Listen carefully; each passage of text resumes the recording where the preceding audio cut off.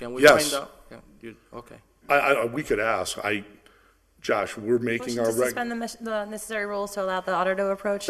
motion's been made and seconded to suspend the rules to allow the auditor to address the city council. Question, Josh, is the city been making its regular payments to the retirement board? And Yes, we have. okay, so we're current on what we're supposed to pay this year. Yes, we are. Excellent. Okay, great. Okay. Recognizing Councilor Leahy.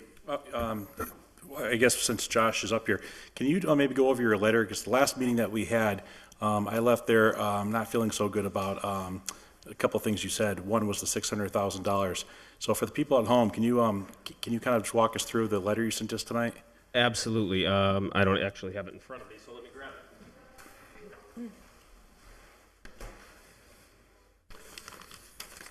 All right, so first, the $600,000 that I had spoken about as a hit to free cash last year was not actually a hit to free cash at all. I spoke with our outside auditors. I went back. I actually provided all the members of the council with a copy of this free cash certification from last year, and you will see that is not on there.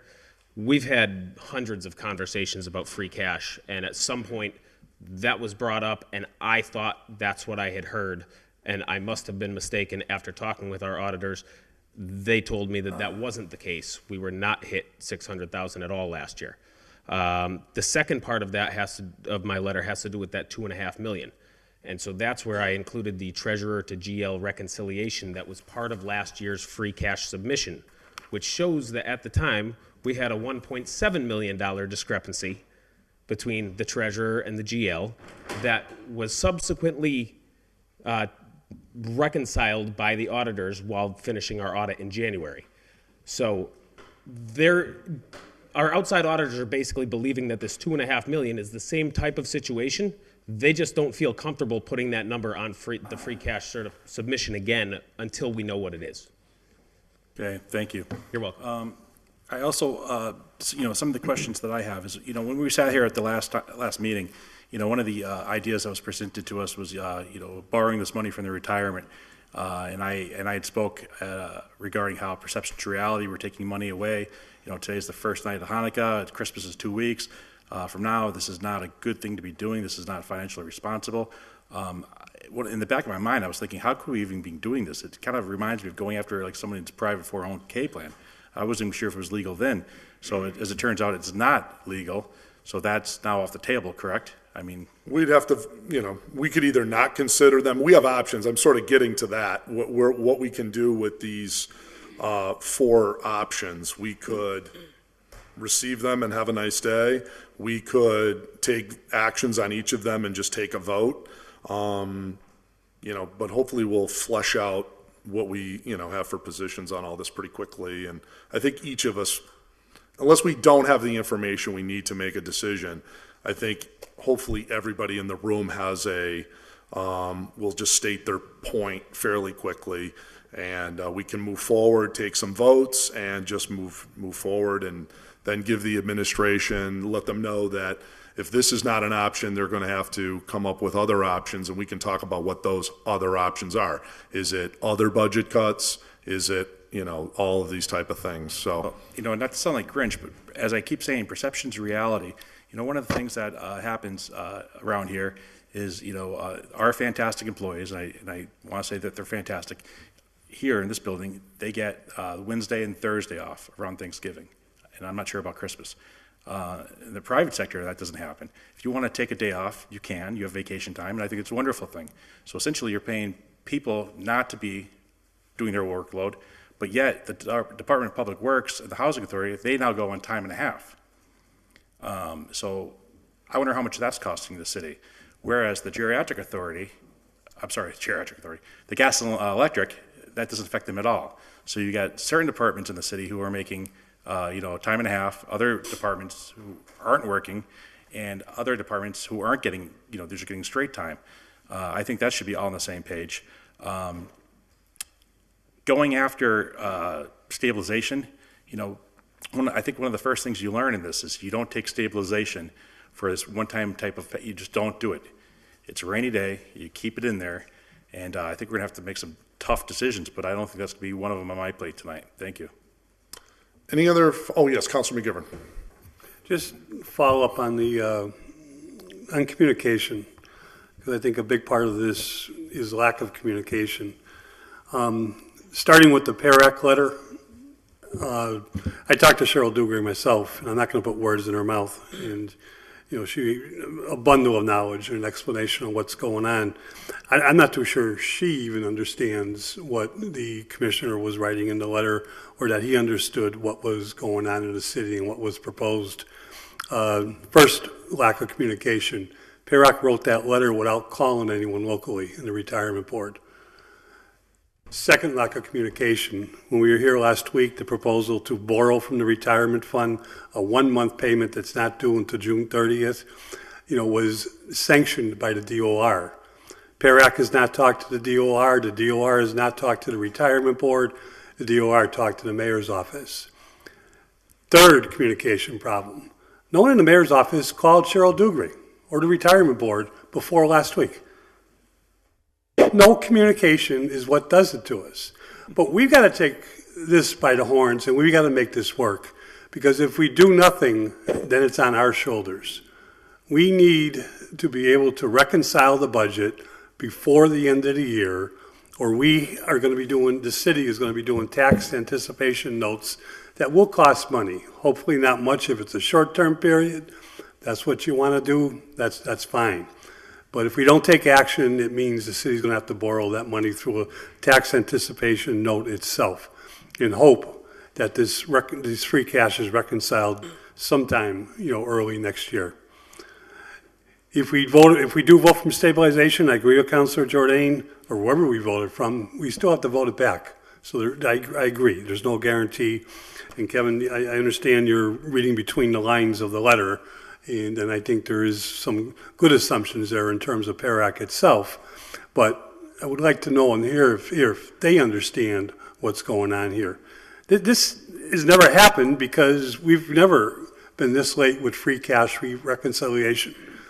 You know, last week, if we were voting on using free cash to balance the budget, we'd have moaned and groaned for a little bit, but we would have taken the vote. Mm-hmm. We're trying to bridge a gap so that we can send the bills out, so that we don't have to borrow money, and hopefully, you know, the free cash situation is reconciled by early February and things get back to our normal, let's finish the year, budget freeze as far as I'm concerned, hiring freeze, overtime freeze, and, you know, cut the budget. But if we're going to cut and we're going to start laying people off, you know, let's tell the mayor who we want to see laid off. How many firefighters, how many police officers, DPW. Come on. Everyone here knows the budget is nothing but personnel. Most cities are fighting for revenue to provide the service that the residents of a city need and want. We're not going to be able to provide the service anymore. So let's decide what's not a priority. Is it trash pickup? Is it engine number 2? Is it less cruisers on the road?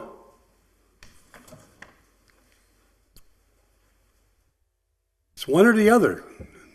We don't reconcile it, we're heading in that direction. Councilor Graney. Yeah, I agree with some of what Councilor McGivern said. There is a lack of communication. It seems to me there's also a lack of transparency that's coming out of the front office, that we don't have this information, or we haven't had this information until 2 or 3 weeks before it's time to reconcile the budget. I mean, that's ridiculous. It's absurd to have to deal with this at this time of year, facing a $1.1 million deficit. I'm sorry, but that's ridiculous. We shouldn't have to be doing this. This is totally, completely erroneous as far as I'm concerned. Yeah, I think the other thing that concerns folks in the room, I'll certainly speak for myself, is when we do a city budget, we're doing it based on the cherry sheet numbers that we have. You know, you got to really question some of the numbers that were given to quote unquote balance the budget. The city council would have probably, back last June, because we're pretty good at budget cutting here in this room, we don't have any problem with that. We cut $1 million plus out of the budget annually, generally. We were told that there was going to be $700-something thousand in new growth. That wasn't even close to true. It was $200,000. You know, the problem that we've also gotten ourselves into is we're overestimating revenues. Brian Smith never did that. He was very conservative on the revenues, so when the revenues came in better, which they always invariably did, we had nice free cash the next year. Now what we're doing is we're going right up to the limits, and then they don't come out. And sure enough, that's what happened. So now we're creating all of this halfway through the year stuff, and there you have it. There you have it. We now go from what was, when we finished with the budget, was 300,000 short, which looks like the mayor already somehow found that laying around, because he's got one proposal in here from 1.1 down to 700,000. We were good, but unfortunately all these other changes occurred. And so it does make one wonder, you know, where are we at now? So the people who are steering the ship, which is the mayor, right? We don't steer the ship. We react to things. We're given proposals and we're told we have a job. It's called the budget. After that's done, they steer the ship until they tell us there's time to veer off course. Well, for 5 or 6 months now, we've been into the budget, and has anybody heard that there's a $1.1 million shortfall, or there's anything to change? I mean, these people can unilaterally make these cuts and proposals to us if they said, well, gee, we're short, we want to make cuts. So everything is 11th hour. What really needs to occur here is, it's, oh no, we stepped in it. We're really short. And now, City Council, we give you two really ridiculous options, in my view. One is we're going to cut artificially from the retirement account, and on the basis of the fact that I was told last week that, you know, the DOR said it was legal. We hear from the retirement people it is now not legal, so they can all talk. I voted for that. I gave, you know, okay, Morse, I will vote with your proposal. Of course, I took heat on that after the meeting that I should have voted no, but nevertheless, I did vote for it. So that obviously turned out to not be something we can do. And I mean, I'll just say it. Let me add to make it 1 million and 1th time about stabilization. You go into that fund for operating expenses, you're killing this community financially. We have gone, remember what I explained, all of the other avenues that this community has to raise money. We have gone through them all. 1999, the tax levy was $28 million in Holyoke. Today, it's $53 million. We are taxing the people of Holyoke $25 million more per year than we did just 15 years ago, and we can't balance our budget. So that's revenue. So now we're at levy ceiling. Then the next one is free cash. We've gone through all the reserves. They're gone. They're gone. We're down to, we're nipping and tucking, and the number keeps going down, and we're on a hope and a prayer every year. Is it just enough to cover? Is it just enough to cover? I mean, think about how we're operating the community. This is crazy. And then now the last thing is what we said we would never do, and we said when it was created in the 1990s, we'll never go back to what happened in the 80s, which is to watch the community steadily go into the abyss, and then it hit the total bottom out. And we had to borrow money from the state. We had to beg the people of Holyoke for a tax override. Thank God they came through with $4.3 million in self-additional taxes. Maybe that is option 4, by the way. Eventually we'll have an override. It'll be so pathetic that we'll get to a point where we have to go back to the ballot and beg the citizens for more money, even though we've already increased their taxes $25 million over the last 15 years. Then that's where we'll be at. So the stabilization fund is the only thing currently today giving us our A+ bond rating. You start taking that away, and at first, by the way, we have not put $1 in principal into that fund since 1999. And the argument was always, well, I know we haven't put any money in since 1999, but we never touched the interest, and that'll be there for the future. Now all you keep hearing is these arguments about, well, it's just the interest. You know, we can take the interest, and then we get on to, you can see where this is going, right? You just watch the rhetoric, just watch the train go by. You can hear the sound. And this is where we're at. We have a fiduciary duty not to allow this stabilization fund to be crushed under the weight of general operating expenses. Why? Because it doesn't fix the problem. The problem is you have a structural deficit. Fix that. If that means laying people off, then lay people off. If it means cutting expenses, cut expenses. You can't spend money you don't have, no matter how moral of a high horse you want to get on. It simply is what it is. It was just like when we had the debate at the budget this past June about the school department. We decided to go way over net school spending because they need the money, but it was for operating expenses. Well, guess what? They need that now every single year. Those hundreds and hundreds of thousands of dollars extra that we weren't legally obligated to give, we have to. Do they need the money? Probably, but these are all of the things. That's when the time is to have these debates, not now. We need the steerer of the ship to make the cuts in the budget, not go to reserves and say, oh, well, when free cash comes in, I'll put the money back in stabilization, until he doesn't put the money back in stabilization, because something else will come up. Maybe the 2.5 isn't 2.5, maybe it's only 0.5. And there we are. I think the options before us are quite obvious. We need to vote both of these down. One, I think, is completely illegal. The other is just crazy. And I think we should, if anybody would like to also share their thoughts about why we should or shouldn't vote for any one of these, I think we should just share those. And then I think we should get about to voting, and we'll see what happens. And is everybody comfortable with that? Anybody like to share their thoughts before we get to it? Councilor Lisi. Thank you. I'm going to just say that I'm going to be in favor of moving the full $1.1 million over from stabilization. I think that's the most pragmatic solution at this point in time, because if we don't make the move, the taxpayers are going to wind up paying for balancing the budget threefold. They're going to pay for it when they get the deferred third quarter taxes alongside of the fourth quarter tax bills. They're going to be paying CPA for third and fourth quarter tax bills on top of that. And if we borrow it from elsewhere, we're going to be paying interest on top of whatever we borrow. So to me, that's hitting the taxpayers threefold. We need to reconcile the budget. We need to get the tax bills out. This is the most expedient way to do that. Councilor Bacon. Thank you, Mr. President. I will not be voting for any of these proposals. We have no idea what free cash will come in certified as, but we do know, or at least we've had predictions that it will be the lowest that we've seen in memorable history. Secondly, once we hit that stabilization fund for operations, you know, you can talk about robbing the taxpayer. This is robbing their security. This is going to jack up all the things in the budget that they can't see.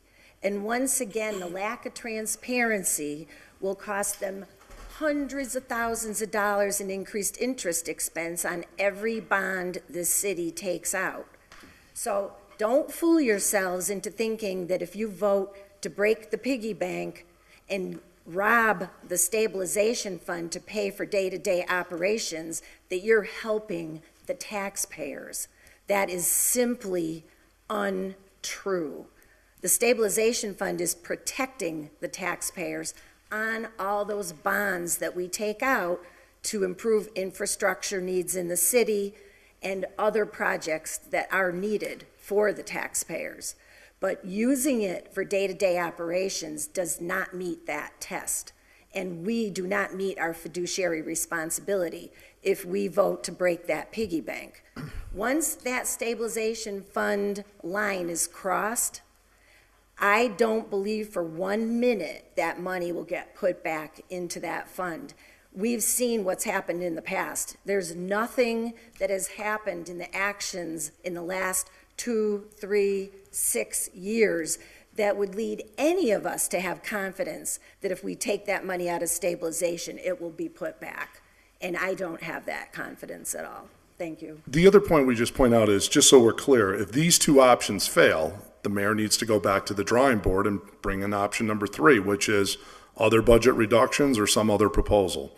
And I believe the tax assessors change their plan for tomorrow to next Tuesday, but, that, I suppose, theoretically could be moved as well. Councilor Roman. Yes, I'm going to be voting no on all these proposals as well this evening. But I just had a question for you, Mr. President, and all my colleagues. I know we received an email from the 7th from the mayor saying that we were going to get transfers and proposals that he was going to cut from the budget, and 10% across the board in maintenance and fuel, and that we were going to get transfers to cut positions. Did you get that? No, I'm just stating for the record and for the public at home that I was hoping to get that proposal first before tapping into these two models.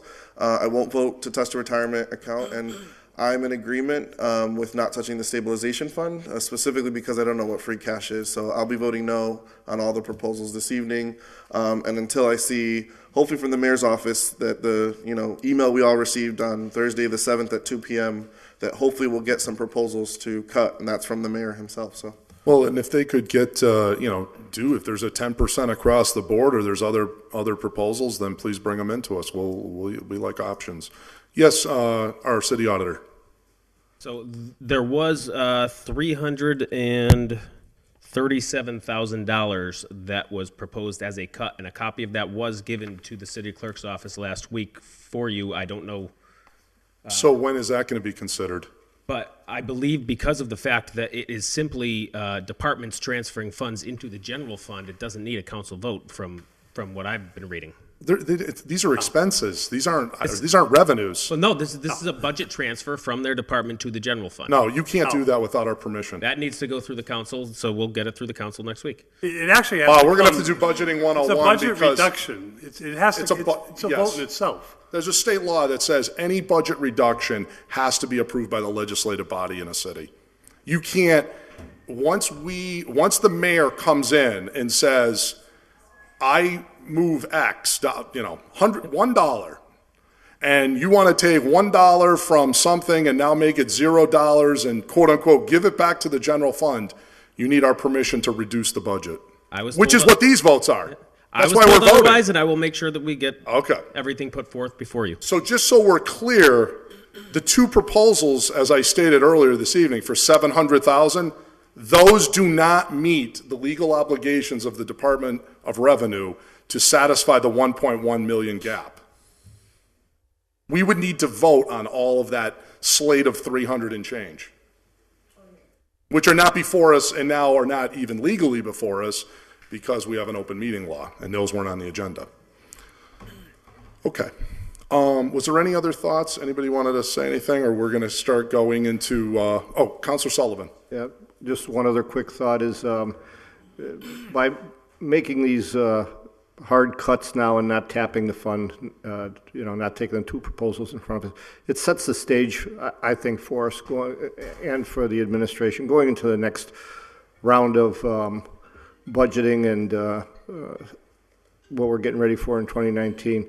Level funding isn't working either. It sets the stage. It can't continue. We did cut 1 million last year. We should have cut 2. That's what we're looking at. And it's got to get tougher, and by just rolling over and doing the easy thing now, it's not going to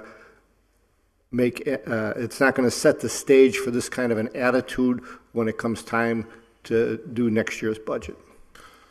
Well, that's a great point. And the other thing is the budget's growing about $1 million a year. And unfortunately, when you're at levy ceiling, you can't go to the taxpayers for it.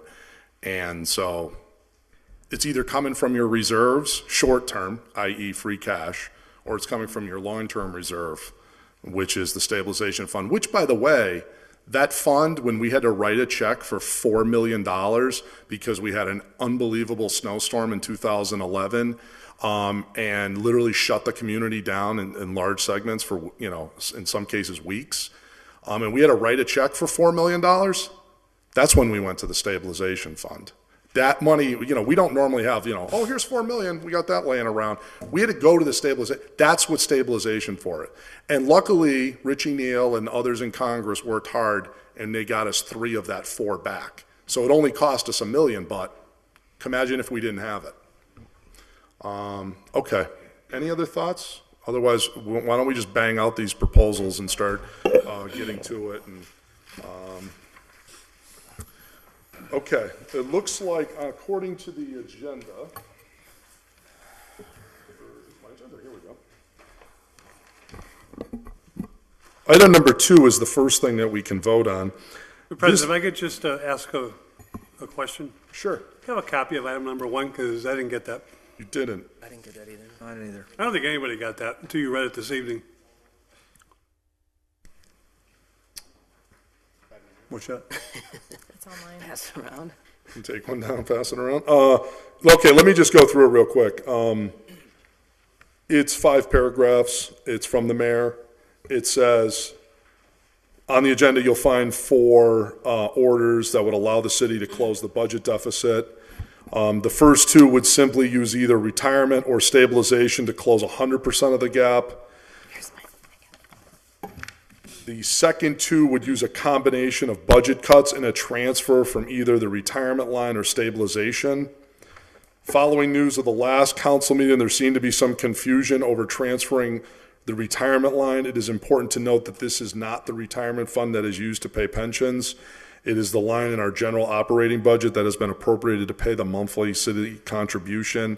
The amount that would be transferred would be replaced before the end of the year and have no impact on their pensions of the retirees receive. As for using stabilization, we have confirmation from bond counsel, who's not financial advisors, by the way, but nevertheless, bond counsel, that this would be considered an acceptable use and may not have a negative impact on bond rating, so long as it doesn't become an annual occurrence. The stabilization fund balance is $13.1 million. This includes $1.7 million that we've earned in interest. This means we could use the interest or a portion of the interest to fix our situation. The budget cuts that I'm proposing would reduce the deficit from 1.1 to 760 while still preserving city services. Every department is seeing a small reduction. We're using money from positions that were budgeted but were not filled in FY18. And I had already read that paragraph. And then I wanted to make sure that you had a number of options, as it is vital that the budget be balanced for your meeting on December 19th. And he says that he'll put any money back that we transfer out once free cash is certified. Make a motion to receive. I'll have a copy myself, and anyone else who wants a copy. Second. Second. All in favor? Aye. Opposed? So moved. Okay, so we have item number 2. Item number 2 is a transfer request in the amount of $763,300. Oh, I'm sorry. Hold on. $1,101,328 from the retirement contribution to general fund tax levy.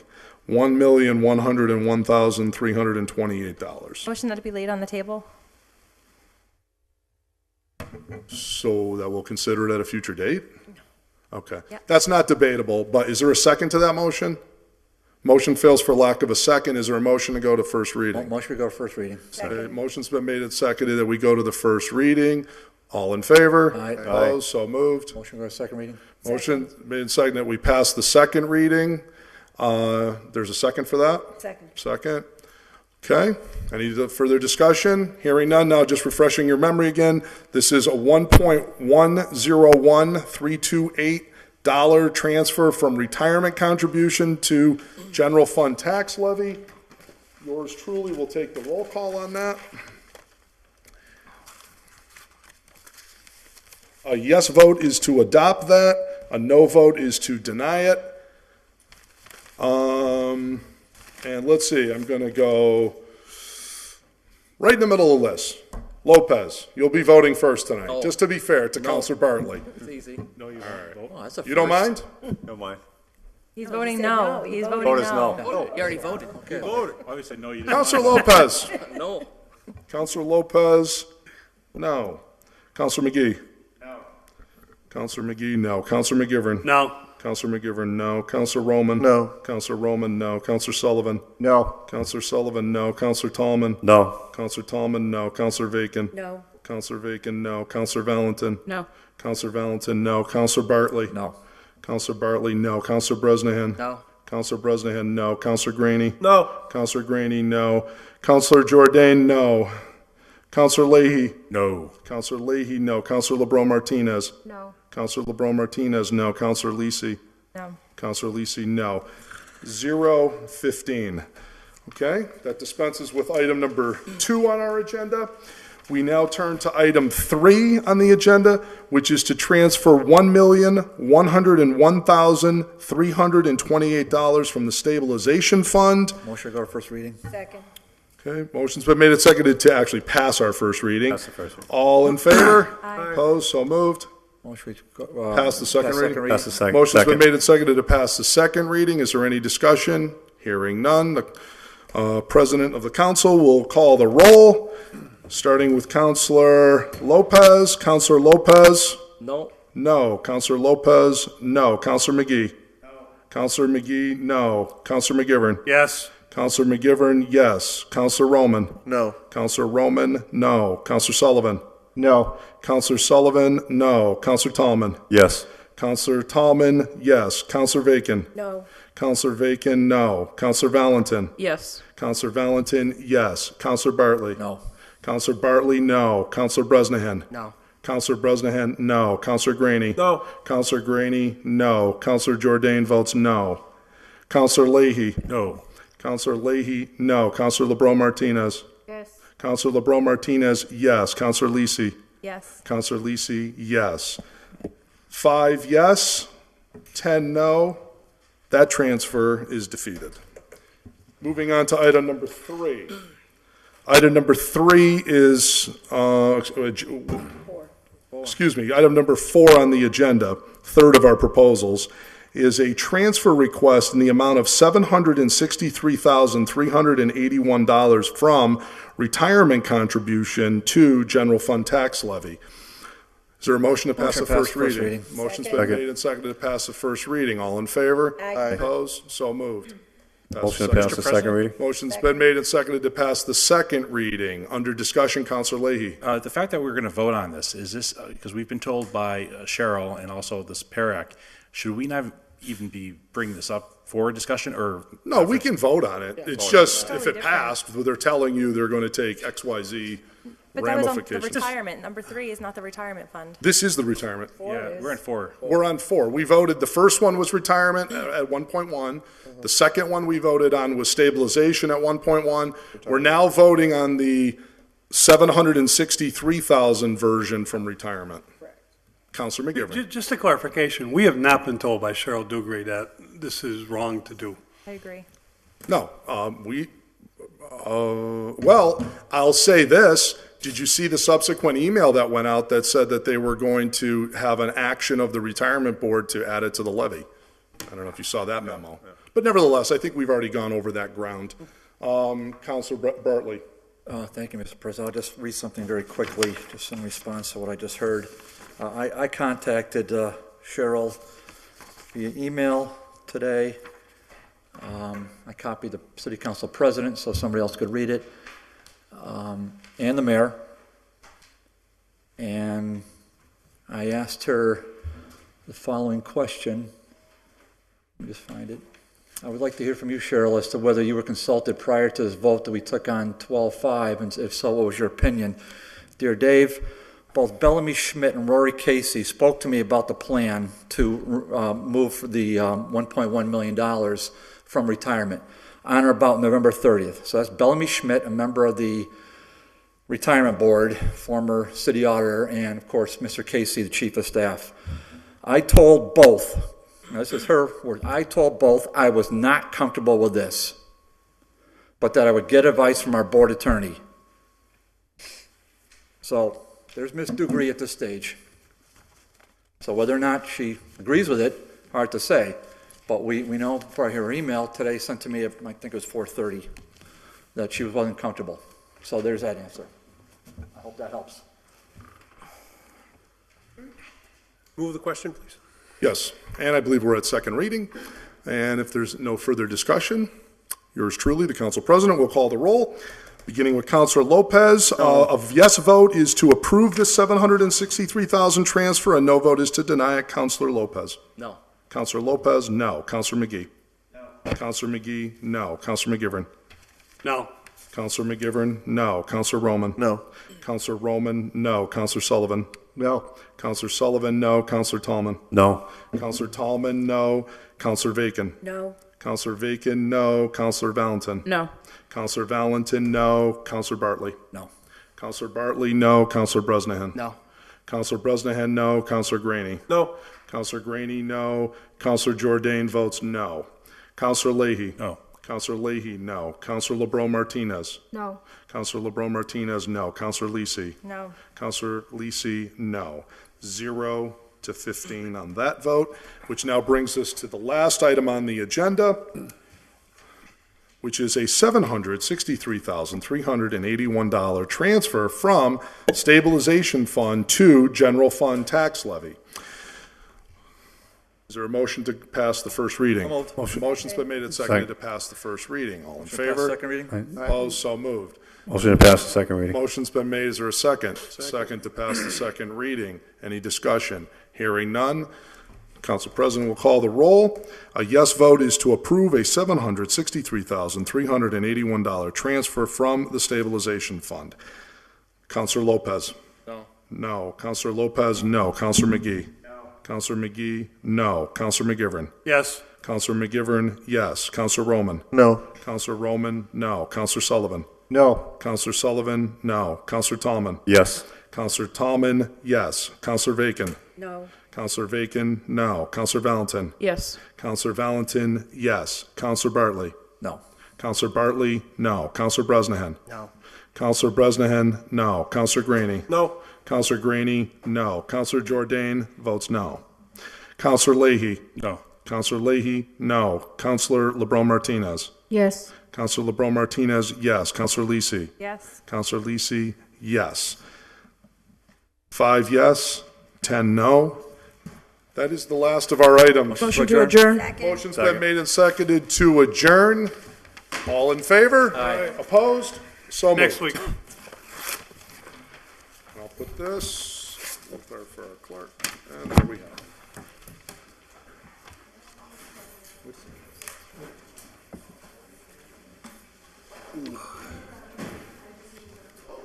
Yeah, now we got ordinance.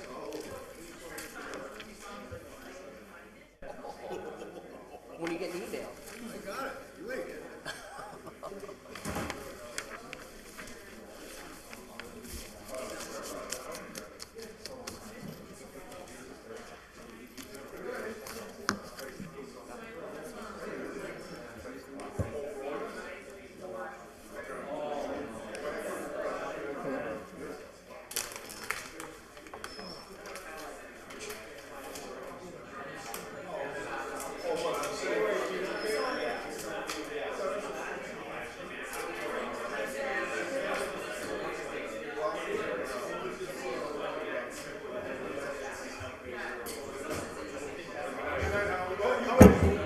Taking the mic with you.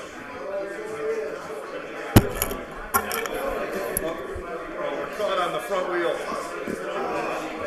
Let's see here. There we go. You're all set.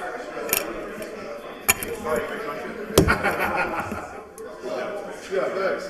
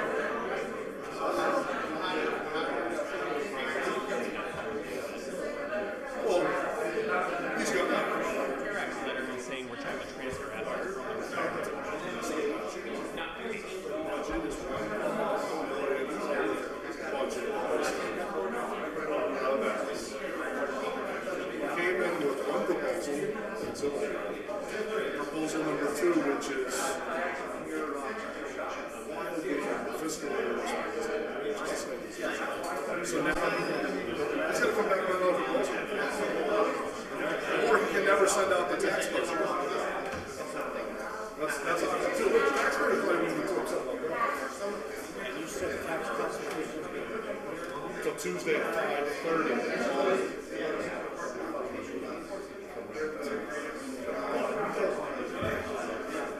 What's he gonna do? He'd have to call a special.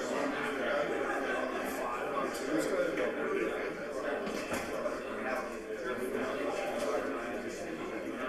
Because we have to include those assessors have their meeting. So we want them to do that. So we want to have everything on Tuesday. Postpone the assessor meeting to the next day. He could do that.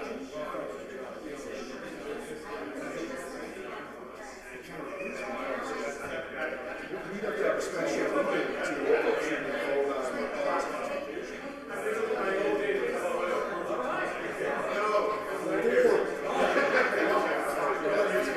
So we have to balance it. They can't have their hearing until the budget's balanced. And then once they have their, they have to have their hearing before we can go on tax classification. So until we do both of those, balanced budget, the tax classification, and the tax classification, they can't send out the bills. So he's got to get with the program on that. I did. We have to set it for that.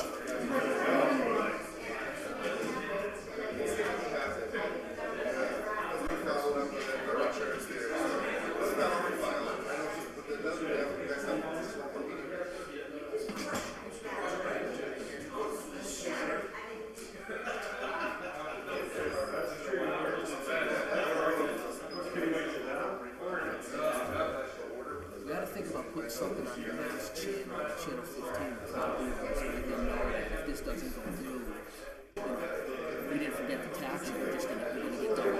I don't even know, it's just some sort of announcement so people are aware that. Yeah. Well, maybe they forgot to send me my tax. Well, if this goes past next week, you would think, yeah. Well, the funny one was, the one for the 700 one, that wouldn't have done any good anyways. We still have to approve the other I'm changes. thinking unless that 300,000, I think from there was a transfer out that Josh talked about. But they have to get approval from No, us. for right, that. I know, but I think that's what they're adding to Yeah. get to the 1.1. Yeah, that was just a rookie error. Those should have came in tonight too. Those we might have approved. Because at least they were actual budget cuts. Something. Right, cut them up. Hey, everybody, we've got people waiting. Thank you. So what do we have here for, What's our, the police are here and we have, to see? what items do they have? Chief, what item do you have for us? Or unless this is just a social call? Oh, wait, item 10. Item 10. Oh, okay. Okay. Okay, we're All right. gonna take We'll you up a take little you up early first. so you don't have to. Okay, I'd like to, I hear, okay. Order. Order in the court. Order in the court. I hereby call the Committee of Ordinance to order, this being Tuesday, December 12th at 7:05. We were delayed due to a special city council meeting. I understand it was not shown at home unless it came on later. So I will entertain a motion to go out of order. And take up item 9? Is that where for the chief? Okay. 10 and 12? Okay. Okay, item 10 and item 12, take them up in the package. Second. All in favor? Aye. So we have item 10 and item 12. Item 10, filed by Councilor Greenie, ordered that the Holyoke Police Department provide the panhandlers in the city a list of all social medical services available to them.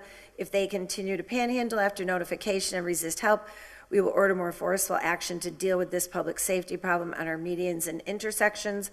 Item 12, filed by Councilor Jourdain, that the police department enforce all traffic and pedestrian laws relative to anyone soliciting in the street or on any traffic island in the city. And under the suspension of rules, I don't see any harm if we expand it to take up item 9 if there's any opinion that the police department wishes to offer relative to that I order. make a motion to take 9 off the table. Second. All in favor? Aye. Item 9, filed by Councilor Lisi, that the city council consider adopting a program similar to Albuquerque, New Mexico's There's a Better Way, or Portland, Oregon's Opportunity Crew, as an innovative and productive means for addressing the city's panhandling issues with meaningful work-based alternatives. And there's a number of links referred to, which I will not read out in order. So, Chief, if you would like to start with item 10 and 12, I know that's what you were Sure. focused on. Thank you. Item 10, as you know, we, a couple years ago, we started a crisis intervention training through grant money, and then we expanded upon that to do what I call a crisis intervention re-engagement team. So once a week, there's a team of officers going out for a few hours with some clinicians from the Behavioral Health Network. And now, this isn't all addressing panhandlers. It addresses homeless. It addresses some people that have overdose issues. It addresses some issues with some people who've had some mental health, suicidal issues, as in follow-up. But it includes them. Yes, It's as in, broader, but it as in includes. follow-up. I've spoken to you previously about some of the queries we've done of some of our panhandlers. The short version of it is almost all of them, I believe, have some type of substance abuse issue. Not all. We did entertain looking at, is there a way we could possibly Section 35 them? Sheriff Kochi offered to try and get some more beds in his facility, so that would be a place instead of having people to go east. What's Section 35, just for the layman? Section 35 is if someone has an addiction issue and they're a danger to themselves and others. Okay. The short version. You can kind of bring them in for protective custody? Yeah, kind of, but Okay. it's a pretty comprehensive, I guess, affidavit arrest warrant to seize the body and get it for the court. It's not an easy. There's a Okay. fair amount of work involved with it. Got it. So anyways, we looked at that. Councilor Sullivan and I went out and we talked to Nick Kochi a little bit about it. We came back, we had another meeting about it, and then, I don't know, in November, we met with Judge Walsh to discuss these very issues. Judge Walsh's opinion, as we looked at it, was that there has to be something greater than they're just addicts and they're panhandling. They have to be clearly defined. They have to be at risk, or someone else has to be at risk. Behavior. Right. Behaviors. Just to them being out there doing it, even though they're homeless, is not sufficient. And what we found is when my officers do Section 35s, and we don't do a lot of them in the PD. I mean, there's different ways to do them. They're pretty comprehensive. You need a complete background on the individual that you're trying to do the Section 35. So anyways, we looked at that. That didn't pan out too well. We've had, when I was here before you, there was some questions raised about possibly Northampton having some type of ordinance that was effective in the city of Boston. I reached out to both those agencies, and Northampton's ordinance for their panhandlers, because they really don't have a handle on it when I talk to their chief, is it puts their panhandlers out by the curb line. And that's just so people can pass and get to the businesses and stores. Rather than being in the middle of the sidewalk. Yeah, they have to be out by the curb line. Boston, at first, when I talked to them, at first, we got a handle on it, we just don't allow it. I said, really? How are you doing that? Because there's constitutional issues. We just don't allow it. So, okay. That's what Boston said. Yeah, but bear with me. I asked them to dig a little bit deeper. And of course, if I don't know, last time you've been in Boston, there's plenty of it.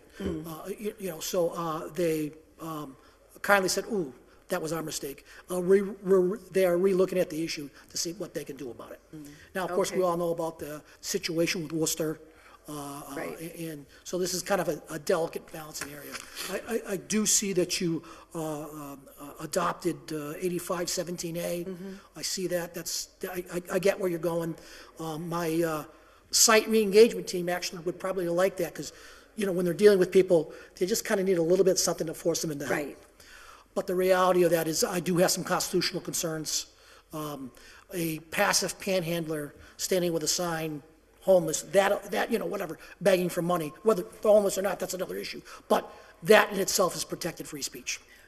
Right, No. but we're talking about the people going into the traffic and causing. And the motorists. Causing interruption in So. people's so- ability to right. move in public. Right, so, in a roundabout way, I think you proposed a possible ordinance we could look at down the road.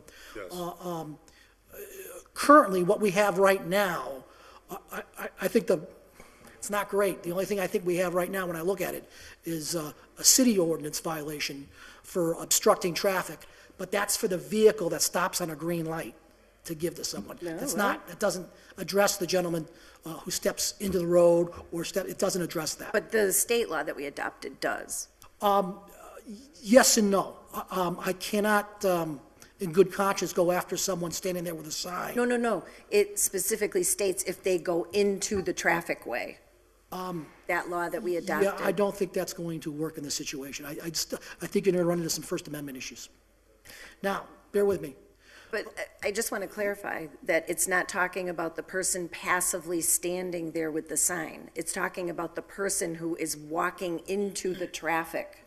Right. And that law specifically addresses that. Right, and I discussed this with the district attorney's office, and their suggestion is you have to be very careful about the First Amendment.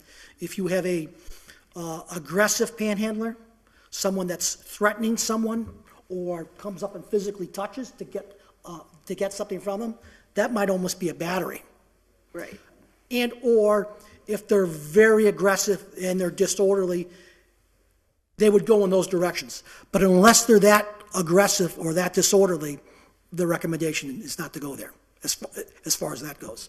My other understanding of this was that 8517A predominantly, I believe, was meant to deal with ticket scalpers and T-shirt sales. So I don't think that applies here. However, I do believe I gave you a good potential, and let's go back to the language I referred. And off the top of my head, it's something along the lines of, would the city consider some type of ordinance due to traffic safety issues, the passing of money or goods from a vehicle, whether it be the motorist or occupants, to pedestrians shall be prohibited on the travel portion of the road. However, if someone's in an illegal parking spot, that would be okay. Correct. And if they were in a parking lot, it'd be okay. Now, it's not perfect. Right. So things like that, if you were to adapt that, you'd have to apply that uniformly across the board. You could not say, and I know this is an issue, say there's somebody else out there collecting for muscular dystrophy with a Fill the Boot campaign. You could not allow that, because then it would be, you get into an equal protection clause where one group can do it and another group can't. So you couldn't allow it under that. You'd have to do it across the board. All or nothing. Right, now bear with me. I did talk briefly with Chief Pond today. I don't know if this is workable. And I don't know if the mall would work with us on this. But part of the mall is private property, part of it. Right. They can decide who's on their property and who's not.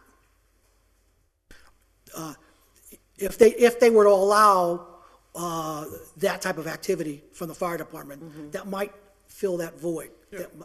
That might. Well, why can't they do what the Salvation Army does and sit in front of the doors with the kettles? Yeah. They could sit there in front of the doors with a boot. Right. Say, give money for whomever, right?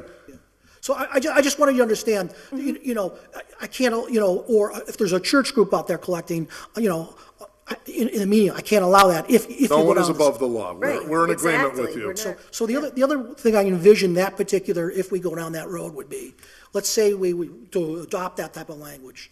I would recommend we get out some type of public service announcements about it. I'd actually recommend we post signs at the key locations where this is. So it kind of puts everybody on notice. And I would venture to say, you have to give the officers the ability to write a ticket right from the get-go. But that doesn't mean we have to write tickets from the get-go. I would think with a public service announcement, with signs, and with hopefully a few warnings, not tickets. I mean, Right. people are trying to do the right thing. Yeah. Right? That would move quite of the issue out of our jurisdiction. And I think we'd be on good legal ground, as long as we applied it evenly across the board. I think that order did come in to city council, and I think it's in the jacket, and we'll be hopefully taking it up soon or in the new year when things get sorted out. Counselor Jordan. Yeah, thanks. First of all, I want to thank you, Chief, for trying to find a good solution that's workable and one that I think we want to be sensitive to the First Amendment issues, but at the same time, we want to be, effective in getting the problem solved. While it may not be sightly, I really don't particularly have a big problem with people if they want to stand on the sidewalk and hold a sign, or in the tree belt, as is the case in Northampton, and hold a sign that says, down on my luck, give me a buck, and they try to get everybody that walks by all day to give them some money. I think you'll find, as I think is pretty clear, is that is not going to happen in Holyoke. See, that situation, which I believe is constitutionally protected, that's not the scenario in Holyoke. Here's why. There isn't enough foot traffic. In downtown Northampton, that works, because there's lots and lots and lots of foot traffic by folks that are walking by in the downtown. That's not what we have occurring in Holyoke. What we have in Holyoke is panhandlers illegally creating drive-through windows out in the streets, okay? That is something no one should be allowed to do, and I believe is currently in violation of current traffic laws. For example, it is my understanding of interpretation of the law that you are not allowed to hang out and reside out in the yellow hash lines in the middle of the streets. You're not allowed to stand in traffic or in any of the designated zoned areas that are hashed off. Cars are not allowed to park there, nor are people allowed to stand there. You're also not allowed to stand on the medians all day long. Those are designed for the purpose, and we have crosswalks that people are supposed to use if they would like to cross the road. Or in the guardrail areas and things of this nature. There's already laws, state and otherwise, whether it's Route 5, that is a state route, or other routes, 202 and such, that already govern this. Okay, so this is simply enforcing what current law, and I'm happy to, as I introduce this, and I again want to compliment you for trying to get us to a point, and I know you reached out to the law department to get to a point where we can get additional language that you would like to have on the books, and we can pass that to make this even one step clearer, one step more enforceable for you.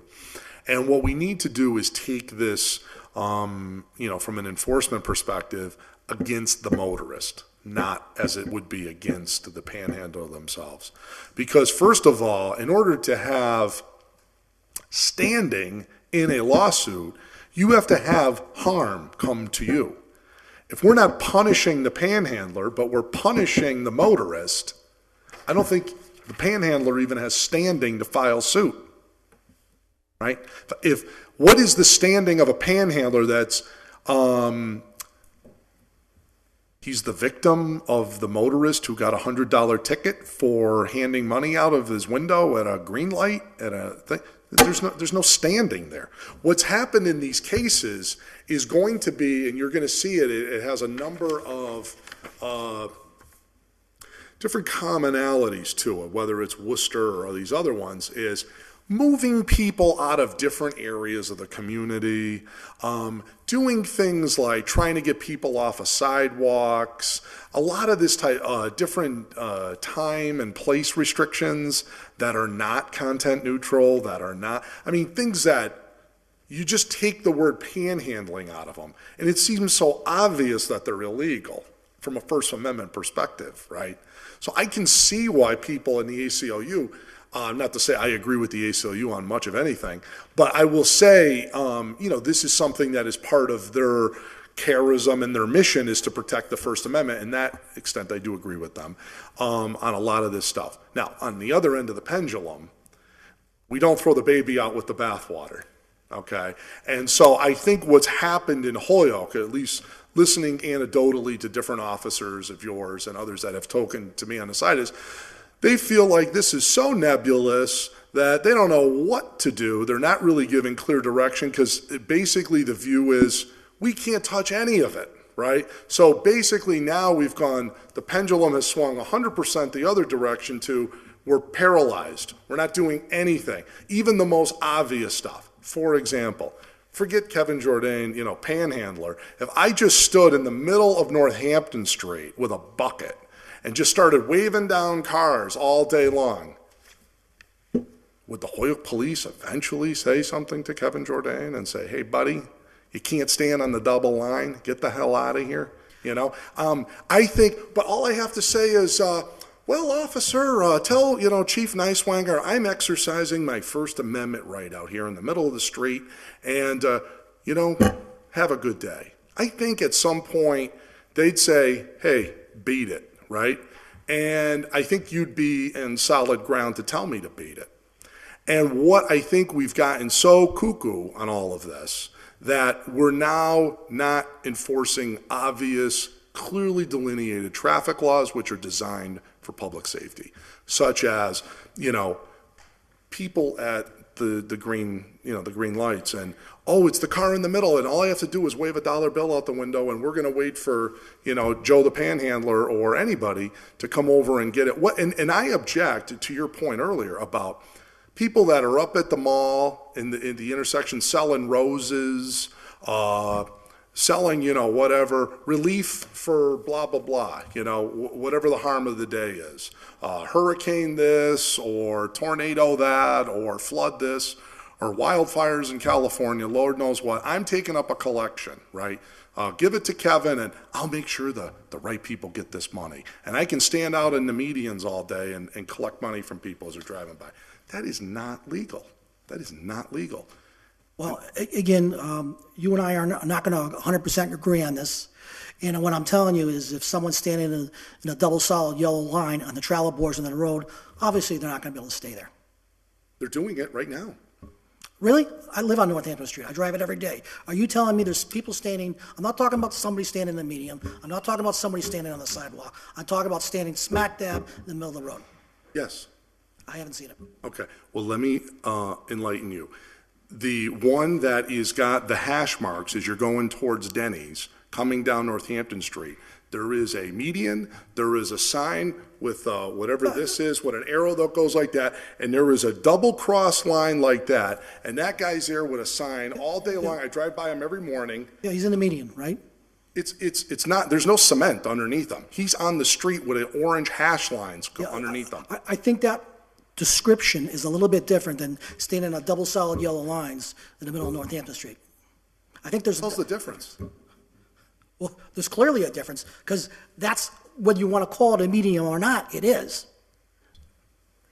He's in the street.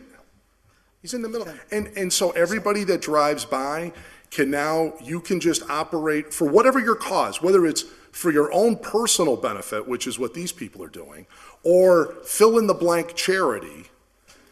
Holyoke Police has done an studious review of the traffic laws of Massachusetts and the ordinances of this community, and has, after great research, has reviewed and said, that is legal, anybody can do that. You can stand there and operate and transact business, because this is going on every day. Counselor, we've been discussing this for a better part of a year.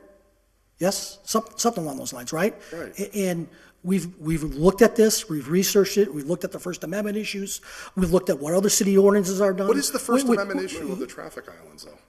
No, the United States Supreme Court says, if I'm standing here with a sign begging for money, I can do it all day long. On the sidewalk, not in the street. Show me a case that says you can stand in the street and want to drive. And I'm telling you, Isn't it? And as I'm telling you right here, obstruction of traffic against the motorist, I think we can enforce when they stop on a green light. Then let's help you do that. So I'm all set, and I want to do everything to support you and what you're doing, because I think we've turned a corner.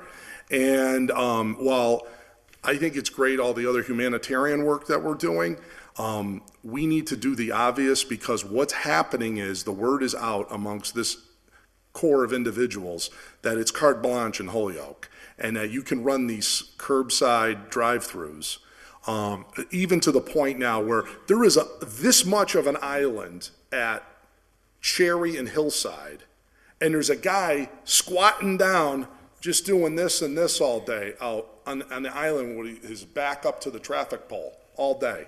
And it's like, that guy, somebody takes a wrong, that guy's going to get run over very easily. Any one of these people, if there's a miss, they're going to get run over. Or while I'm waiting for so-and-so to give the money to so-so, someone's going to get rear-ended. It's just fraught with problem. They absolutely, if they want to stand and hold a sign on the sidewalk all day and beg for money, more power to them. Great. But they're not going to want to do that because there isn't going to be enough people to go by. The only reason they are operating in the community, this is the point I want to make, is we are allowing the intersections and traffic islands and the medians of this community to be used as drive-through windows. And that is crazy. And two, if we stop that piece of it, whether it's motorists giving them tickets, which I think is the right approach to start with, this all goes away. Because they'll say, I'm not getting enough money to make it worth my while. And then poof, they turn into pumpkins and go elsewhere. That's how this all works. It's all economy driven. Thank you. Counselor Bartley? Yeah, thanks, Chief. Thanks, Captain. Just a quick compliment to Kevin. I thought the idea, this is just clearly thinking outside the lines, is fantastic. Having the fire officials with a boot outside of a door like a Barnes & Noble or the mall, at Macy's or whatever, I just think that's a great idea. Allow the Salvation Army, and if they have the manpower, if you will, to do it, I think they'll have even greater success. So, yeah, that is, I just think that's really clever. And then, Chief, I'm going to ask you a question in a second about what you just commented on, but this is just an aside. How are we doing on Tent City behind Ocean State Job Lot? I haven't talked to the officer since the last thing we exchanged. I have no idea.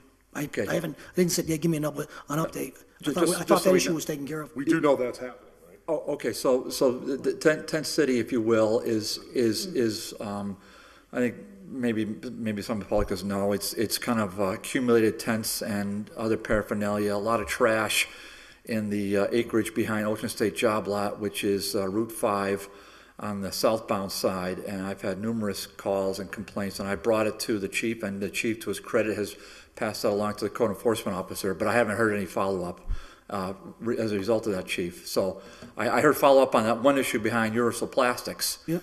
And that's now been satisfied, so the parties have left, and the tent has been removed. But now I've also filed official complaints with the Board of Health on this as well. So I would really like just a follow-up on the next few days so I could get back to my constituents. The matter is before us because these are congregated by persons that do a lot of panhandling. So that's why it's relevant there too. So I appreciate your discretion for that. Chief, just on the, is that crisis intervention? What's the name of that team? I wrote my notes, but you said it so fast. So what's Crisis Intervention Re-Engagement Team. Crisis Intervention? Re-Engagement Team. Re-Engagement Team. And who's on that team? Lieutenant Reyes heads it up, and a behavioral health network. And Sergeant Leahy's stepped up to help out. And I have, probably 60 officers that can swing in at any time that have been trained. Oh. Yeah, I'll pull that 60 out of the year. I don't know what the exact number is. No, I won't. It's, okay, so that's an active group? Yes, it is. Oh. Okay, because you were here about a year ago talking about this, that you had a group go address various panhandlers, and I think with one exception, they all refused to have help. Yes, that's correct. Yeah, okay, and I've said that numerous times, and for some reason, it just doesn't penetrate to the public or to certain counselors. It's amazing to me. So, but this group, I thought that was a one-time deal, but this group is still going out. They go out on a regular basis, but please realize they're not every week talking to a panhandler. I don't want you to think that at all, but they are out on a weekly basis, yes. I thought the group disbanded, so this is good news that it still exists. Okay, so that's great. And Chief, any feedback from the mayor at all about, because he's going to put together a team, and I forgot he had a name for it. Rapid Employment Team? Task No, force. that's agenda item number 9. Oh. So, but we've got a team, a group of stakeholders, if you will, who are going to, review this panhandling matter. Has that team? We had one meeting. Councilor Alisi is on the I guess you would call it the committee. No, that can't possibly be true because that was announced back in June. So you must have had more than one meeting. That can't possibly be true. Councilor, what are you trying to get at? You must. Were there meetings that you didn't sit and attend? I'm telling you, we had a meeting. A meeting, Yes, one. yes, Counselor. Okay, so I'm not impressed by that part. I am impressed by the team put together, but I'm not impressed by that. You have one meeting, so this has been, we talked about, we just said over a year, you just said yourself, and you've been here a year ago, we had one meeting with this team. So we had a nice big press release, but we had no, okay, all right, that's, I'm underwhelmed by that. And then I think you said one other thing. Oh, one other thing, very exciting. The meeting you had with Sheriff Kochi, and first of all, Mike, thanks for going to that. Not surprised that you were pitching with that one. I didn't quite get, Sheriff Kochi has beds available? No, he's trying to get more beds available And where would they be? in Ludlow. Okay, so there's a whole process and procedure that has to be developed. Correct, and he needs to get the financing from the, it's not something that's gonna, it's something he's trying to work towards. We don't have enough criminals apparently to lock up. Okay. Excuse me, Linda? Counselor Sullivan. I'd like to just clarify a few points that's gone around the general conversation here. First, I'd like to, make it clear to everybody, it's not the chief's task force, and he's not the one that schedules the meetings. So the fact that there was one meeting, or just a meeting, is not a reflection on the chief. It's the mayor's task force. Right. Yeah, I just want to make that clear to the public here. Some of the other points the chief brought up tonight, I think are excellent. And in all of our conversations about the whole issue, the underlying theme that circulates back is, as far as the panhandling issue, what it is it's 90% an opioid abuse issue. You've got the scammers out there. You've got the organized people out there. You've got a few homeless people, but it's 90% opioid driven. I think that's the thing that everybody's got to realize. What we're trying to do is also not eliminate. We want to make it difficult on the scammers out there, but the people that are really suffering, we're trying to get them off that corner and get them help too. That's the real driving factor here, is trying to get them help. So two of the things the chief mentioned is, by doing some public service announcements and getting that out there. We've got that in other committees. The Chapter 35 stuff, that'll be up on Thursday night, and we can get into more about that. And then as far as the things with Sheriff Kochi, we also have one out there. All we're looking for there is a letter of support for the sheriff from the city council to engage our state rep and our state senator to get the same funding for Ludlow for a very, very, very successful program that is going on in other counties, in other parts of the state where we don't get to participate. And these are, it's just phenomenal. And that's, it's a multifaceted approach. And I'm pleased to say that I think as a whole, through our public safety, through DGR, and through ordinance, we're doing right now what the task force should have been doing since June. Thank you. All set? Yep. Anybody else? Counselor Lisi? Thank you. So since we're talking about the task force, let me just put things into perspective here. So this order was filed in June, and there was a number of emails that went around to figure out who the stakeholders would be. We met in early August, and then it was election season. So half the stakeholders were not able to, fit any further meetings into the schedule. But it was an initial meeting to figure out who needed to be at the table, what resources we had at the table, and who else we needed to bring to the table. And we produced a list of additional people who would be able to help. And it is folks from even the federal government to figure out ways to get people with addiction into housing units to prevent the homelessness aspect of being on the street. There was also a lot that the chief offered in terms of the work that the police department alongside of Behavioral Health Network are doing in terms of helping people access supports for addiction. But there was no big press release. It was one single meeting to try to figure out what resources were in the room, and what we left with was the idea that we had to better coordinate the resources that are available. I would say for item number 9, we can actually give this leave to withdraw within the council chambers, because I do see the mayor moving on it, and now that the election season is over, I am almost certain that we'll be making additional meetings. So what was your motion on that? Give leave to withdraw. Is there a second? Second. All in favor? Aye. Aye. Thank you. I just wanted to say thank you, Chief, in terms of item 10 and what had been ongoing, because like Counselor Bartley, when you came in and gave that report last year, I thought it was a one-time thing. And so it's good to know that when there are changes that happen, that there is a group out still active. So that's very helpful to know. And we definitely will be taking up on your recommendations around the other approach.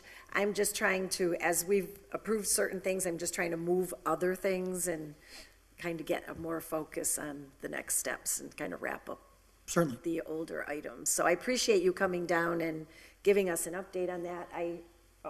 Counselor Jordan? Well, as it relates to item number 12, I'd like to ask the law department to work with the chief of police and his team. I see we'd be remiss not to mention Captain Duguay is with us, always ever present.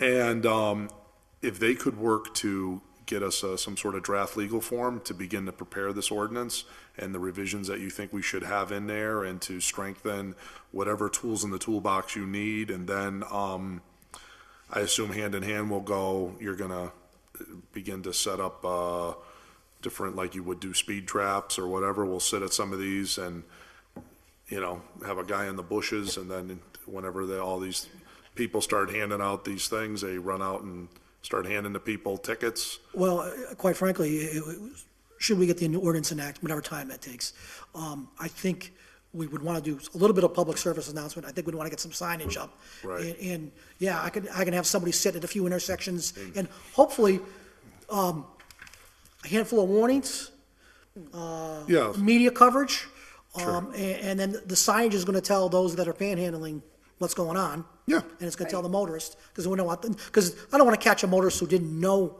at all, and, and Right. they're just trying to do the Fair right thing. warning. But I think the combination of those things Yeah. would go a long way. Great. And then we'll just sort of start to see it wean down. I know that the citizenry would be very pleased to see this go away. Whether they have another community of choice. By the way, is there any tracking, or do you talk to other chiefs or folks in the senior staff in the police departments about, what the panhandler population is in Northampton versus Chicopee versus West Springfield I versus? haven't compared. Yeah, it might be worth a read to see, because it seems like, boy, we sure do have our disproportionate share here in Holyoke. I don't know, maybe we're just geographically well situated. Maybe it's, well, while I'm at the, I'm go down, start my day, I go to the needle exchange, then I hit my corner, then I come over to, go to Kate's for lunch, and then I go back to the corner, and then, maybe I see Joe the drug dealer, and then I go down to Salvation Army for dinner, and then I go back. Maybe it's just too comfortable here in Holyoke.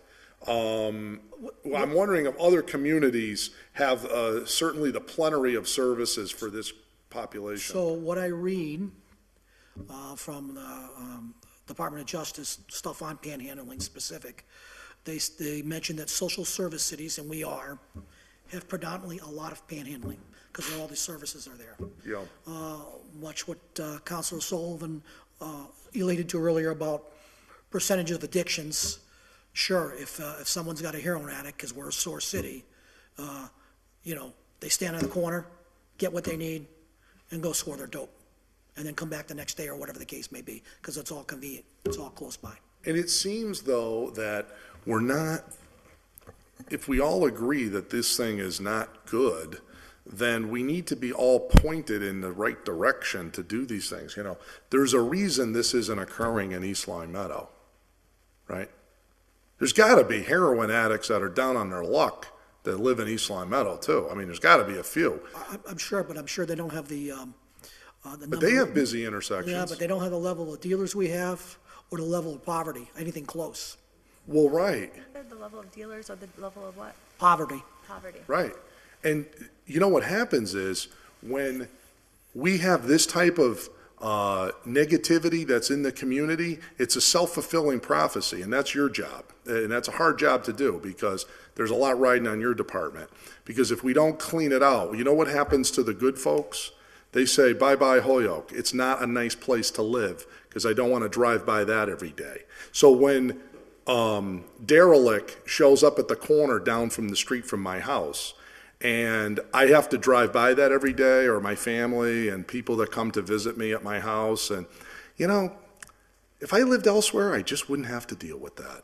And the point is, a good portion of the community feels like that's not what I agreed to when I bought my house. Joe the bum, he wasn't on the median or sitting there with a sign all day when I bought my house. So I need you to go tell Joe the bum to go elsewhere. And tell Joe the motorist that's giving the buck to the bum, this is why I'm on this like a one-note orchestra. Because what's occurring is it's part of the cyclical downturn of the quality of life of this community. This is why when people drive through and they say, you know, I got solicited by 4 bums today as I'm driving through Holyoke. Gee, I wonder what community I'm going to go live in. I could go here, there, and everywhere. This is why all of this type of stuff is big. Here's where it's getting worse. Now, I don't know if you guys in your department define this as aggressive panhandling. I'll give you a good example. My mother goes, she says, Kevin, my mother doesn't drive. Kevin, bring me to Stop and Shop.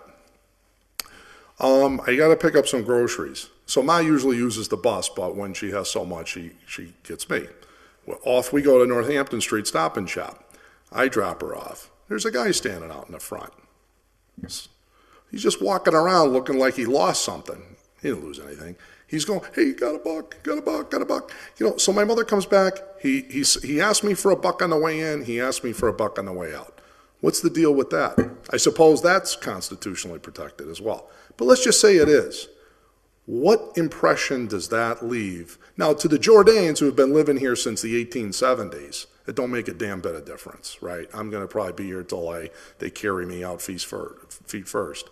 The point is, other people that come, or our family or relatives and stuff, that leaves a hell of an impression a negative impression on the community. People don't want to deal with that. And then we wonder why the population went boop, boop, boop, boop, boop, right down. This is what's going on. This is what's going on. And panhandling is just the latest in the epidemic, and it's death by 1,000 cuts in this community. And we're either going to really get on this stuff and do something about it, which is why this enforcement stuff, you know, going around and giving people jobs and all that, yeah, good luck. But I hope that all works out. But this stuff on the traffic enforcement, very important. It's not, oh, who cares? The homeowners in those areas care. The people that have invested in this community care. And that's why I know we've got to get this stuff under control. It makes us look like hell. That's why I'm on it. Councilor Leahy? Yeah, thank you. Thank you, Chief, for coming down here and discussing this. It's obviously a very important issue.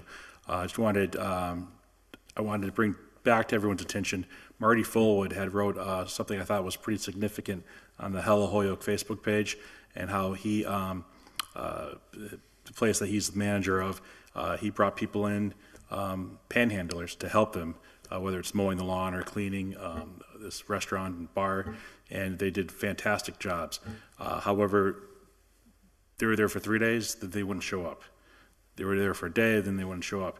So he had an issue with, you know, he was paying them very significant, but they weren't reliable.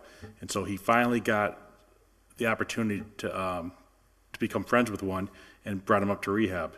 And unfortunately, the power of addiction was just too strong, and 2 or 3 days later, he was back standing on the same street corner.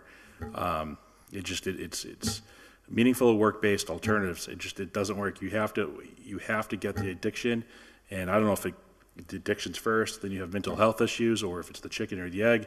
I'm not sure which one comes first, but it's awful. There's a great song by Luke Bryan out there. It's an old song called "You Don't Know Jack," and it just talks about panhandlers and how, you know, they're people too. I look at these people as my constituents. I want to make sure that, you know, they're helped as well. That's why I had filed an order some time ago on human trafficking. The DA had said there could be an investigation going into it, so he asked us to drop it at that point. Interesting enough, the Channel 22 I-team there just did a report on human trafficking and panhandling. You know, it's something I don't think is going to go away, but I think it's something that we certainly have to get our hands around. Thank you. Councilor Bartley? Yeah, Chief, I just want you to know, my comments were directed at you. They're directed at the mayor's office, so maybe that's clear. But my friend said, and you know, because there's an election, we have one meeting. I mean I actually believe that's true. That's the sad part of it, Chief. Because an election got in the way, we ended up having a total of one meeting. And whether it was a big press release or not, I saw it, and it was a big headline. You know, I have my own opinion, but that is a really sad, pathetic reflection, and not directed all at you or your department. In fact, I'm blown away by how great the intervention team, I can't remember the whole name, Chief. I'm blown away that that's still ongoing, so thank you. Okay, not seeing any other people interested in speaking at this time, I would like to entertain a motion on item 10. Motion to be complied with. Is there a second? All in favor? Aye. Thank you. And relative to item 12, what is your pleasure? I'd like to table it and with requests that the law department, in consultation with the police department, prepare any ordinance changes that they would like to present to the ordinance committee. Okay, so that's a motion. Well, you motion table, so before you make the motion. Okay, so if I may. All right, so before the second. Yeah. So just to the Sheriff Kevin, okay, this is the order that you worked with the chief, the police chief, or? And I spoke to Crystal about it, but. Crystal, okay. Right, but I do believe we have that separate distinct order that we discussed at the last city council meeting that is coming over from the clerk. Okay. That is specific to what the chief was talking about and what you're getting. Okay, so this is not that order. No, there's a different order. Well, this is the one that the law department filed in my name. Okay, and there's no reason. If there's another one coming, great. Yeah, there's no reason not to keep it tabled and we can work on language, but there is the other one that is, I think, more specific to your points. But they go hand in hand, so Well, there's no conflict. we're going to refer the other one to ordinance, right? Yeah, Okay. yeah, I think it already was. So But I just don't think it had come over yet. So I think if we table this and send a copy to the law department and begin the draft, we'll do the same with the other order. Right, but it's all along that line, sure. which is Thank you. excellent, and we appreciate that assistance. Love it. Thank you. Okay, Second. so we have a motion to table and a second to get some input back from legal in conjunction with the other order. All in favor? Aye. We have the veterans, are you here for? Thank you Thank very you, much for councilors. coming down. Thank you very Chief much. and Captain. Have a Merry nice holiday Christmas. if I don't Yeah. see you. Yeah. Yes, Merry Christmas. Merry Christmas and happy holidays. Which one is this? That is item, What number are you, Jesus? wait. 11? Oh, Madam Chair, could we make a motion, go out of order and take up item number 11? Second. all in favor? Aye. Item 11, filed by Councilor McGee, that the City of Holyoke consider a vote to accept the provisions of Mass General Law, Chapter 60, Section 3F. The law would allow the city to designate a place on its property or motor vehicle excise tax bills or mail with such bills a separate form whereby taxpayers may voluntarily check off, donate, and pledge an amount of money which shall increase the amount already due for the purposes of providing support for veterans and their dependents in needs of immediate assistance or take any action relative thereto. So Councilor McGee had filed this. He spoke to me briefly before he left, emphasizing that it would create the option. It's not an additional tax, but sort of like on a bill where you might check off to donate to something, or when you file your federal taxes, you may check off an option box. It's of that nature. Yeah, Counselor Bacon And- does that on her state income tax, right? You check the box to pay the higher rate. We all do, right? Of course. So, and he let us know that you would be here to give us a little bit more information on it, and so we Sure. appreciate you coming down. Well, thank you for having me. I think what I want to start with is understanding that the city, as an employee of the city, I am very concerned on my budget and what we spend out of the office. Even though 75% of what we spend on veteran services is reimbursed by the state of Massachusetts, the residents of Holyoke, out of the tax money that they pay for property, contribute 25% of the total that we spend. This mechanism is an optional choice for someone to make to contribute to a fund that we can execute at our will. That may apply to veterans who don't meet the qualifications for our Chapter 115 program. And I think this is where it's a great safety net to have. One, for those who do qualify and we have money in that particular fund, then we can execute those funds and relieve the 25% burden on the taxpayer, and then take it out of voluntarily paid funds. And that's basically it. There's a limit as to what it can be used for. Here, if you give me a second here. The money in the fund shall be used to provide support for veterans and their dependents in the need of immediate assistance of food, transportation, heat, and oil expenses. It's written right in the law. So just those four things. That's correct. The treasurer, an account would have to be made, and line item would have to be made. The money would sit there. It'd also be invested and get some money back. I know you guys like that. And that's pretty much the extent of it. My prior employer, accepted it. A couple of other towns have accepted it, and this is just one of the mechanisms that we're trying to put in place to alleviate the tax burden. Just out of curiosity, how much did you raise in East Hampton annually from it? Actually, I was in Long Meadow, and that was Long Meadow? because this passed in June of 2016, and the town meeting wasn't until later in the year.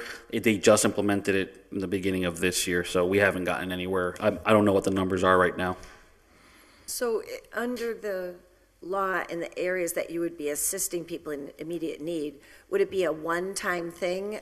Would this be adding people permanently to the rolls, or it would be a No. one-time sort of emergency This is definitely for an situation? emergency fund. I mean, I can see this happening, fires, Okay. loss of family members, or the fridge goes, all the food goes bad, I don't get paid for another 2 weeks, but I don't Okay. qualify for 115.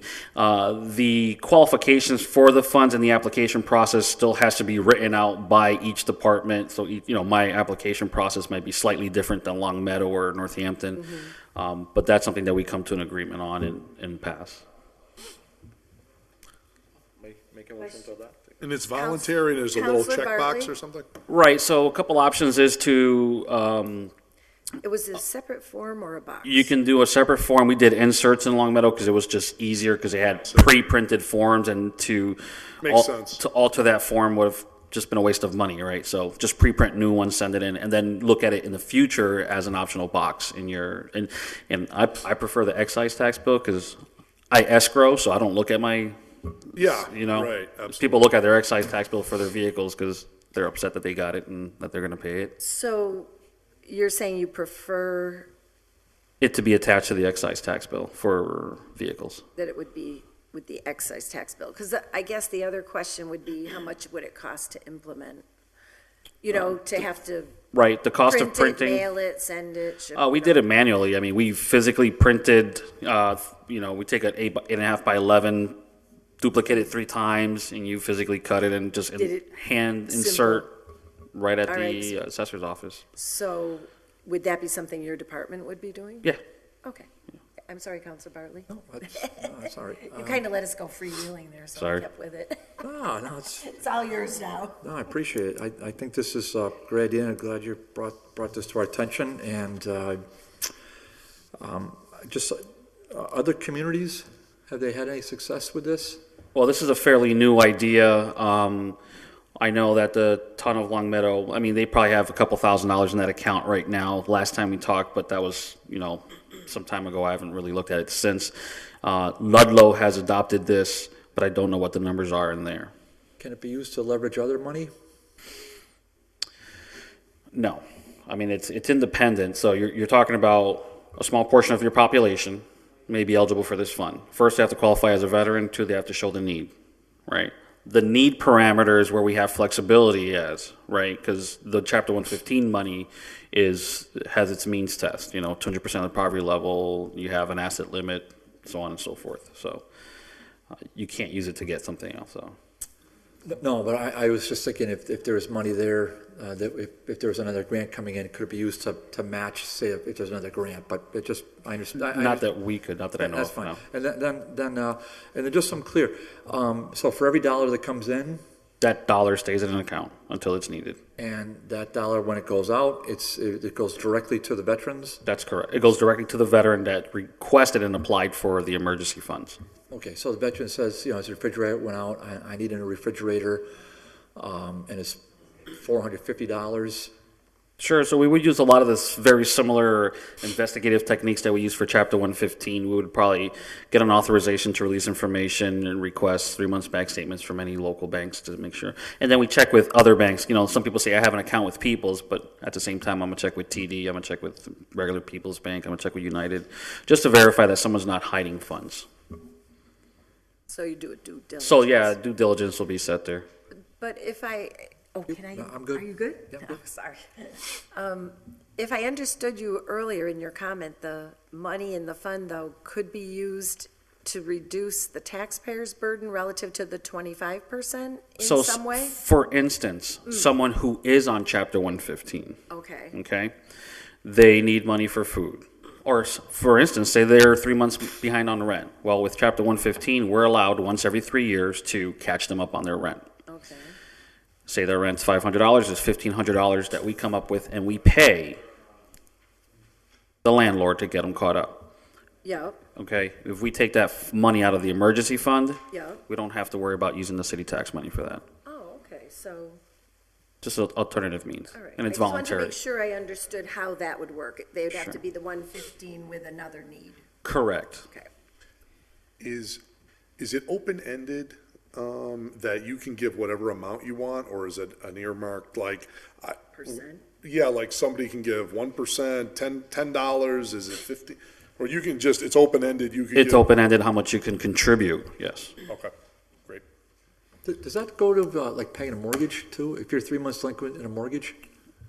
It could, and you have a better argument when you're on Chapter 115 because you meant the financial need, but it could, yes. Not ongoing, though. It's not ongoing, it's Every not 3 recurring. years. That's what I heard you say. For Chapter 115, it's once every 3 years. The thing is that the state has they have something in place to prevent veteran homelessness. So you're a protected class, for employment and all these other things. If you're about to be homeless, it is cheaper for us to take money out of our tax rolls and get you caught up than it is to try to house you after the fact. But if we implement this, you could only use this like one time. Sure, the parameters for the usage would be set in the language once. This is just to adopt this, to allow this to happen, and as it's happening, we have to write basically the rules. Yeah. This is the application, these are the limits of the application, and these are the parameters for those who may use it. But we wouldn't be recreating another 115 No. like No, plan. no, This would be that's a not the plan. limited Sure. thing. Councilor Barton? So the policies and procedures are pretty much in place? Or do you have to develop them? Well, quite frankly, what we're going to do is we're going to look at another community's policies and see what works there, what doesn't, and how we can adapt that to ours. Okay, and is that something city council has a role in, Kevin? I think our role is to adopt the law. Okay, so we're not going to get involved with adopt. This would be accepting the provisions of this law or not? No, roger that. It's a local option law, I'm sorry, what's your question? But there's policies and procedures that have to be developed by the Veteran Services Administrator, so. I would think. But we don't have a role in that. Generally, we don't. Okay, I just clarify. Thank you. Motion to adopt, I guess. Second. Any other discussion? All in favor? Aye. Aye. Thank you for making that easy. Thank you, Jesus. Have a good Well, evening. thank you You for too. explaining. Yep. Do you want to take up Joe's order, or? Yeah, motion to suspend the rules to go to item 13. Second. All in favor? Aye. Item filed by Councilor McGivern, Order that the city council look into creating a parking authority. You want to be the chair? Oh, Yeah. Councilor McGivern. If I could, thank you for placing this item on the agenda. It doesn't go hand in hand with Councilor McGee's order, but there is some redundancy, or not, there's some overlapping. But I think most of us, and I'll just recap it quickly, understand we have some serious issue going on with downtown parking. It hasn't gotten better since the last time we met on it. It's actually gotten worse. Number one is the Suffolk Street deck. The upper level, which is for daily parking only, has not had an operating money-taking machine, ticket-producing money-taking machine in several months now. Literally, if you walk there about 12 o'clock, 1 o'clock in the afternoon, you'll see 80 to 100 cars parked up there for free. Now, I'm not saying all those cars are there for a lengthy period of time, but do the math, or lack of math, because it's lack of revenue. The downstairs is working fine, which is monthly parking only. The second issue is the Dwight Street issue, which, without any consultation with what the city ordinances and what require, but with reason, the DBW, because that ticket producing machine and ticket money taking machine is also broken. And both of these are because for the second time in 2 years they've been broken into and they can't get parts for them, which I don't understand because they're relatively new machinery. But because that wasn't working, they chose to close it to daily parkers, to daily rates, because the Dwight Street is half and half. And the monthly parkers are still using it. And what they were afraid of is that monthly parkers would stop buying the passes because they weren't needed, because the gates were literally up and going in. Again, it's waiting for parts. But keep that in mind, that and there's still 50-something parking meters that have not been fixed yet. There is something that is going on that may be good, though. That may be part of our answer. And there's, right outside on High Street here, there's an experiment going on with some parking meters. It's a company, and I can't do it justice because I've only heard about it once from Mike, and I thought he was going to be here this evening, but. Ryan let me know that he was unable to attend. I thought he was going to, forward me some information, but I don't have it. Okay, well, I'm going to go real quick because I think we have to, I would suggest we table this and ask to get some information from him and, some numbers that will help us better get to what I'm about to say. And then I'll just, let the committee decide how you want to handle it. Yeah, and just so you know, he usually comes in the last meeting of the month. But I understand now City Hall will be closed when we normally meet at the end of this month. And so he's our best laid plans are not happening. Never mind. Well, what's shedding what I think might work, if it does, is this, these are digital meters that it's a sharing of the profits, which, my original plan wasn't sharing the profits. But the company would take a percentage of what comes in, and you wouldn't need someone. The machines would do all the work, and they have similar machines to put on the decks too, which would, actually, digitally ticket someone who's there for more than 2 hours, even if there's money in the meter. And if someone, the money runs out, you come back, the meter doesn't say, you have to put money in. The meter says you now have a fine of $20 or $25, whatever we did. But I want Mike to explain that because this is experimental and just starting. And I know David and I are the downtown parkers, so I think he might have a little handle on it. But my parking authority thing is, if we're not making a revenue, and we used to make some good revenue on the whole parking system, between the meters, the ticketing, the getting the people off the street that work downtown, whether they pay by the hour or whether they pay by the month, it produced decent revenue for the city. We're paying, and I asked Crystal to get me a copy of it. I'm not going to throw any numbers out this evening. We're paying, a fairly significant amount of money to a private management company now to do all this. And we do get some service out of that, but it's service that we could provide, I think, at a cheaper rate and keep more of the profit for revenue for the city itself. And that's, when I say parking authority, I'm not saying outside of the DPW, but establishing something, because right now, at first it was Bill, now it's Mike. It's too much hands-on control for something of this magnitude. You know, we need someone, and it's not a huge job, but we need someone to take charge that can maybe, you know, do the administrative stuff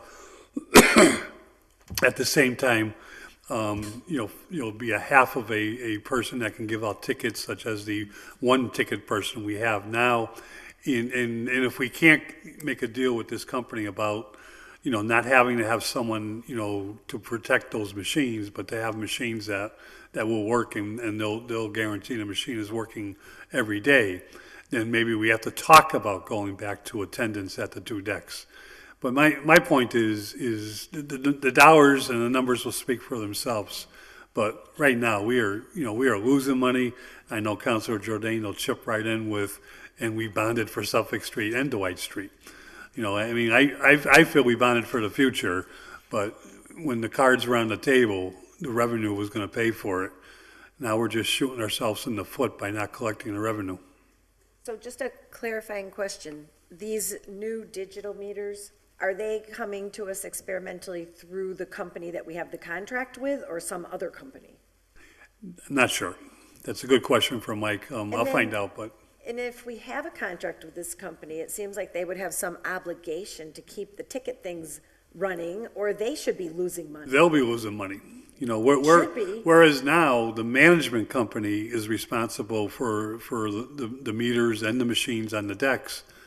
They don't lose money because Well, they're guaranteed the money They should be up, losing you know, up money. front. They're not holding up their Right. contractual obligations, or we should go for breach of contract. And when Mike came in last year about those 54 meters, Yeah. you know, that was exactly the issue, is the management company was, well, we'll get to it. So can we suspend rules just to have Crystal speak to us about maybe the contract and breach of contract if they're supposed to be managing this and we have nothing working? Can I have a motion? So moved. Second. On favor? Aye. I know it's not in our purview to negotiate contracts or this or that, but when we're losing our shirts on a contract, do we have legal remedy? Mike's on. Thanks. You'd obviously have legal remedy if they're not within the terms of the contract. Unfortunately, I don't know the contract off the top of my head. I couldn't tell you whether or not they are right now. That's something that needs to be looked into. But I mean, with any contract, if somebody's not within the terms of the contract, obviously there's a breach there. But as far as any remedy right now, I couldn't tell you. Yeah, I mean, it just seems like if we've had 3+ months with no daily ticketing on 2 decks, and they're the management company, it would seem like. In fairness, the management company just switched. Oh, they So did? it's, I would point, if we're going to point fingers, it's the prior management Oh, company, I okay. think, that, and I'm not saying it's all their fault, but, you know, they certainly were the ones that were responsible. The new company, I believe, just took over this month, or maybe it was last month. So we But changed the contract? The city? The city The did, mayor? yes. The valet parking ran up it ran up, I'm not going to say a date because I'm not sure what date it was. And it was, you know, carried over for a month or two while the city negotiated it. And at one point, I thought they were going to keep valet, and then I learned that they changed the vendor itself. And to me, is you know, it's maybe it's not just, it's the contract, and I'm not saying we don't get anything out of the contract, but what I'm saying is there's a profit there to be made. There's money to be shared, revenue sharing that could both benefit the city, pay the bills, benefit the city, and at the same time, you know, not pay the amount that we're doing to a private company. And I think it's worth exploring. Counselor Bartley? Yeah, so what I'll do, Crystal, is I'll file an order for Tuesday's meeting, but I'll just give you a preview of what I'll do, is that we've got to get an explanation, a full understanding of the current contract and the arrangements with the vendor. Is it Executive Joe? I think so, David. I think so, All right. yeah. With said vendor. Because right now we have the Meritopia lot that is freebie 24/7 for months. This is not a headline. It's been free for months, as in 6+ months, because we have a mechanism there that doesn't work. We have the Mayor Prue garage that is an abomination as well, because daily parkers cannot use it. There's got to be some accountability relative to this. You heard talk in the prior meeting about lack of communication. We have none. So I am communicating to you that I am going to forward that order, and so hopefully when we take up the parking authority, which is probably, the city's probably ready for that. Hopefully the chair lady will take this up again in a month or two. See what the new year brings. Well, we'll see what the new year brings, right? Right. We'll see what the new year brings, or whatever it is. But we'll take it up. Hopefully, we'll take up again. Whomever the chair is, hopefully, be Linda. She has my support, she knows. But and we can discuss it further. Thank you. Thank you, Councilor Leahy. Yeah, thank you. So one of the things that Councilor McGivern and Councilor Barley just brought up is it's affecting business. It's affecting the Holyoke Children's Museum. It's affecting the Volleyball Hall of Fame. These people are coming here on the weekends or the weekdays and not be able to find parking. Then they're getting tickets because they're parking and it's going too long. It's a snowball effect.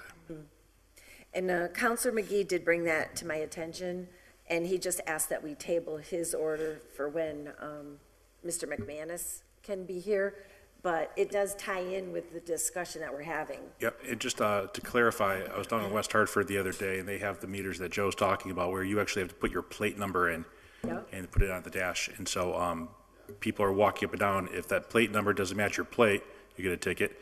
And if you're there longer, you get a ticket. So it's a pretty unique, interesting system. Yeah, Councilor Bartley?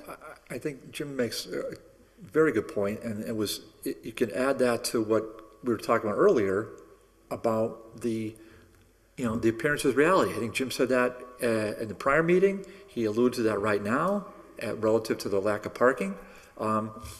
Here's a news flash. The thing's not working. Let's put a staff person out there for half a day and collect the darn quarters if you have to, or man the booth for a bit. But I would think that would be what a management company would be doing. Well, that's what I'm saying. Yeah. Until such time as the electronic arm is working, staff the booth. Is that a hard thing to figure out? I don't know. Not rocket science. Linda. Councilor Lopez? Joe, I have a question. Are you talking about like a 5-board group or 7, or what is that you're talking about? Authority? Yeah, for the parking authority. Going back. It's a good question.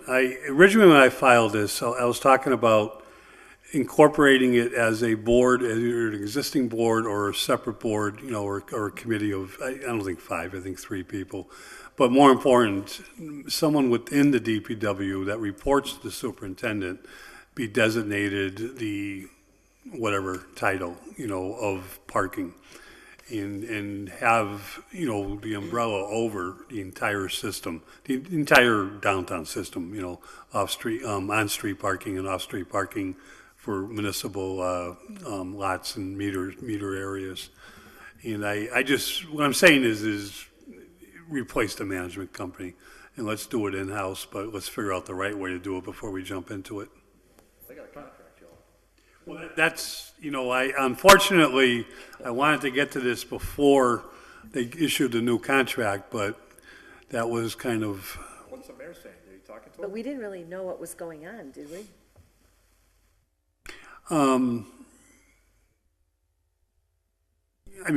I just asked Crystal to get a copy of the contract. I think David's going to file the order and right. to figure it out. But we have nothing to do with contracts. We didn't know, so. Yeah, and Mike, we've had conversations with Mike because of the meters and everything that's going on. But I think he, was put into a corner where he had to make a decision quickly.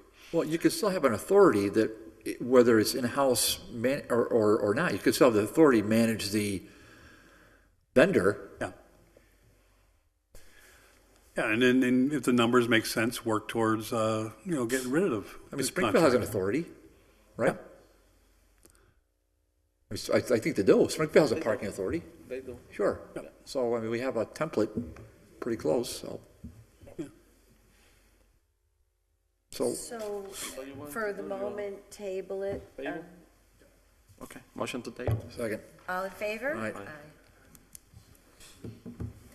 Want to go back to regular order? Sure. Motion, oh, yeah, Except, wait a second. we don't have minutes, so. Yeah, table number 14. I mean, you don't have anyone here. The maker has asked me to table that. Okay, so table Yes. number 14 if All you right, don't so mind. I'll second that motion. All in favor? Aye. Aye. So item 14 is tabled. We'll leave item 1 on the table. We have no minutes that I'm aware of. I had put on the tax orders because we created the ordinance. And under suspension of rules, Crystal, I may have jumped the gun a little bit on it, but I did want to get those in front of us because since we've passed an ordinance, then there may be applications going in. And I want to make sure that we don't end up behind on the Your agenda. tax aspect. Which items are you taking up? We're in regular order. So it would be item 2, how about if we can take up 2 and 3, if somebody will make a motion? Motion to take, yeah. Next All in second. favor? Aye. Okay, so item 2, filed by Council Roman, was ordered that the City of Holyoke tax on cultivators of marijuana is imposed as follows: $9.25 per dry weight ounce of marijuana flowers, $2.75 per dry weight ounce of marijuana leaves. That was in January, so it was probably a number that was out at the time. Item 3, filed by Councilor Leahy, that the city creates an ordinance on recreational marijuana regarding the taxation of the products that will be manufactured and/or sold, which is a broader order, which we have more flexibility under. So I wanted to take them up. Can I introduce it as the maker of the Oh, order? absolutely, you can. Go ahead, Councilor Leahy. Okay, so as, everybody knows, we increased the hotel tax. I brought that up some time ago, a couple of years ago, and that passed 14-1. Then Who was the one, Jim? Pete Tallman, I think. And the reason I voted for that, or supported that and introduced it is because I figured the people who are coming to Holyoke, people who are going to be paying this aren't Hoyokers, so this isn't money out of our pocketbook. However, then about a year or two later, we had the meals How about our tax. family members that come visit us? We had, well, you have a big house, you can let them in there. Very true, A couple of years later, we had the meals. Yeah, true enough. Joe, you're always welcome, you know that, because you're in the ward. We had the meals tax, and I voted against that because the majority of the people are going to be paying for that are Us. Hoyokers. However, now we have on our hands the marijuana and the recreational and the taxing. So, as everybody knows, the ballot measure, question 4, outlined the taxation. The state's getting their 6.25, the sales tax. The state excise tax in the beginning was 3.75. We as a city, we can add up another 2%. So that would have brought up the complete tax rate to 12%. Which at that time was the lowest of the 8 states that allowed recreational marijuana. However, but the policymakers, the powers to be down in Boston, thought that was too low, and they wanted to increase it to 20%. So that would have been a 6.25 sales tax. They could have went up to 10.7 for the state excise, and they allowed us, the cities, to go up to 3%. Governor, as everybody knows, good Governor Baker signed it in July 26th, I think. So the reason I filed this order is because I would like the city to get the maximum amount of 3%. 3? That's, by law, that's what we can go up to. Okay. Let's do it. Okay, so I'll make a motion. Second. well, I had just wanted to check in with Crystal on the timing and everything, and the reason I waited to take it up was till we had the ordinance. Yeah. So, I just want to make sure that Forward, right? if Crystal can just weigh in on the timing and No applications are even being accepted by the state until April, so we have time to work out the nitty-gritty. I'm actually reading about 125 pages of recommendations that just came out from the advisory board to the Cannabis Control Commission. It's a constant meeting, constant new regulations, new laws. So as far as the minor details beyond our ordinance, there's everything's still up in the air. So we've done our job. We've done the time, place, and manner. Everything else, I think, is a little bit of a waiting game right now to see what the state does before we run into doing the work before the work should really be done to get all that advice from the state. Because you'd hate to put all these things in place and then have to do all the work over again when they've decided on something else. So how about if we approach it this way? To Councilor Leahy's point, and this is a great order because we want to get the most tax bang for the buck, to his point, it would be in the spirit of his order if we adopted his order saying we want to apply the maximum allowable tax to this endeavor that is allowed when the state gets done changing their mind. And that would be your guidance for going forward. I mean, if I'm hearing the maker. Yeah, no, absolutely, because we can always change the number down the road. Right, as long as we want to go for the max. I mean, that makes sense. We'd have to figure out how our ordinance should read, if it's something that we want to add to the marijuana ordinance, if it's something separate. As far as taxation ordinances, I don't believe that we have the authority to handle that yet from the state. Okay. Right now, we were given the okay to move forward with the time, place, and manner. So I don't know if this is a little bit premature to start talking numbers just yet. Okay. Councilor McGivern? I wish we could create our own taxes, because I'd be the first to say, let's do away with the most unfair tax in the world called property tax and just take care of sales tax to run the city on and let the, I'll stop there. We don't create a tax. We adopt a state law, and I think we can't do that until there is a state law. Right. You know, I'm not saying I'm against it or for it, but at this time, I think we got to wait for the state law to be in place. Right. Thank you.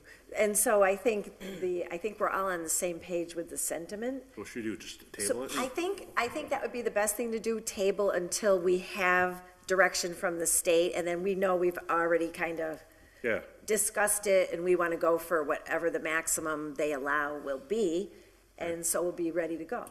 Right. All right? Motion table. Second. All in favor? Aye. Thank you. What did we do with 14, by the way? We tabled 14 at the request of the maker. I guess there's some changes taking place in the fire department. Motion to take number 4 off table. Second. All in favor? Aye.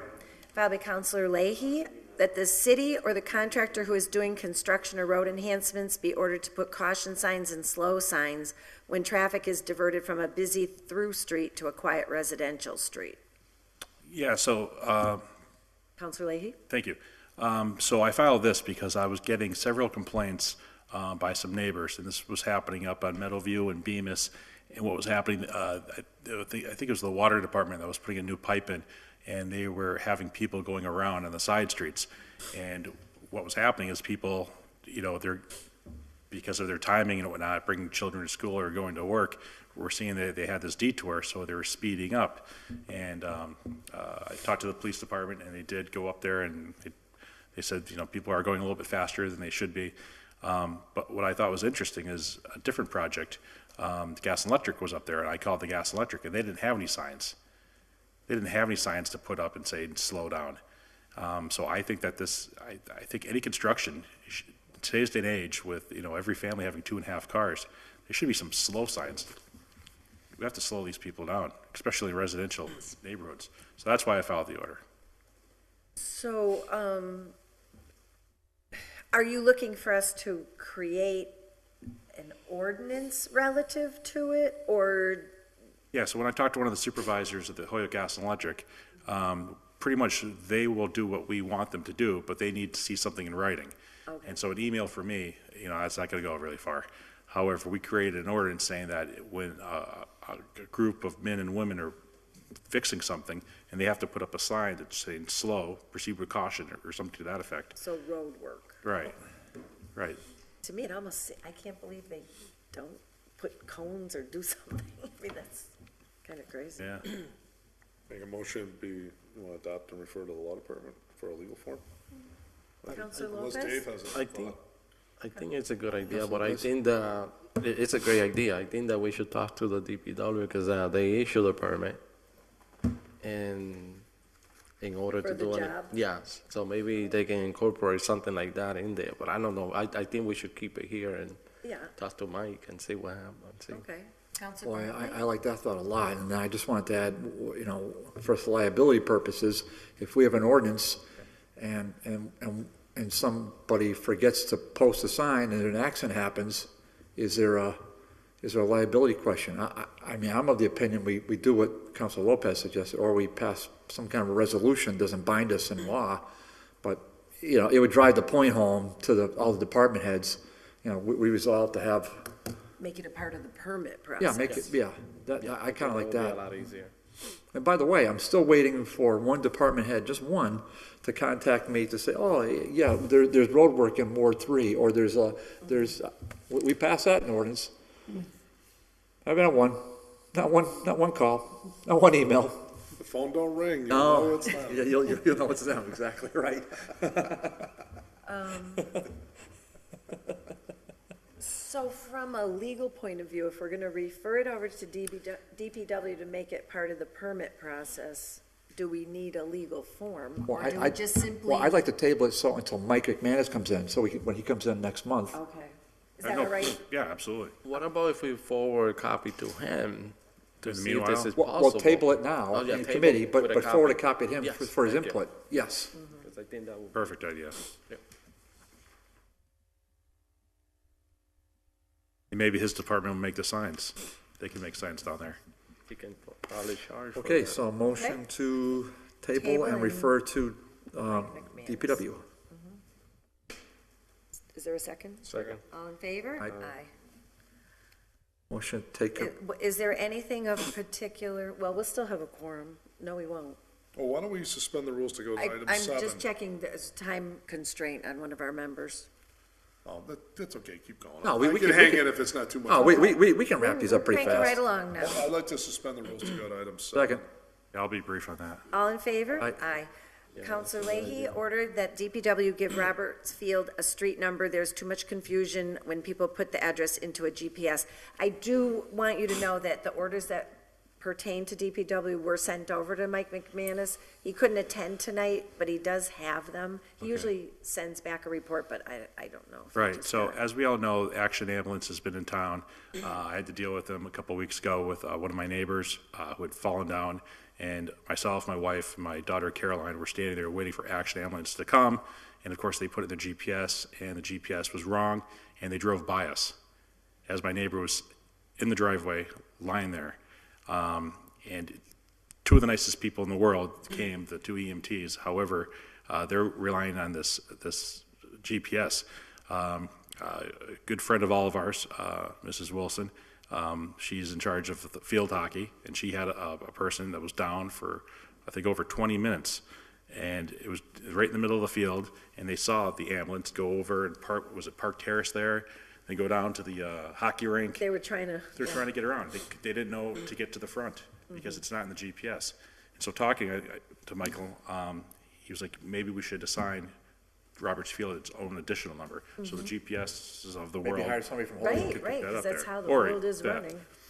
God forbid we do that. Yeah, why, you don't want to do that. I'm just looking What? out What? because if God Hire forbid, somebody from Holyoke. a football player or a And cross Roberts Field, actually, player. Roberts Field is They somewhat have a known. lot, they have a lot. I'm just saying, it's somewhat ambulances running. known. What am I to say? Okay. So we do expect that he'll get back to us on that. And Do you have to say it's complied with? No, we could, no, we have to, should table all these, Madam Chair. I think we need to wait for him to come in and then we'll adopt his recommendation because he usually either has a process or something that has to happen. I don't know how it works with the street numbers specifically. Have we done a street number in, Yeah, not for a few years? 911 has to be involved also. We did Kelly Way. We've done yeah, we've done it. We've Deer done Run new Road. Streets. Right. But changing a number, I don't know if it involves a Well, we did public the hearing. we did Does the it involve police a hearing? station, when they changed it from 220 Appleton to 138 for Right. Napoli. We also just recently did the one on Ray Street. Didn't he make a request to have his address changed yeah. from something Right, and Appleton to Race Yeah. Street address? so do you remember if DPW had to have a hearing on that? That's a good question. Because I don't I'm know. just wondering if there's some procedural stuff, don't that's know. all. We could just adopt it if, I don't do but it. but he may have a hearing. What you guys would like to process. do? Well, I, Find this on behalf of constituents. What address did you want to give it? All right, maybe, Resnick is that Boulevard? Resnick Boulevard? Yeah. Is that where they would Under most? Resnick Yeah, Boulevard. the Is that where entrance they is should on, properly the go entrance in? to the field is on Resnick it Boulevard. is. But that's fine. Huh? If you see, I mean, I don't know, you have to talk to the DPW. Oh, you think that's Pine Street? I think so. But I mean, talk to All right, him. then we should table it. All right, Because we all don't right. wanna, Wow, yeah. Yeah, Yeah, so, talk to see, him. there's even a little confusion here, so. We use Pine all the time when we do the parade from there. Interesting. So, but I don't know. that's what you say, Pine Street?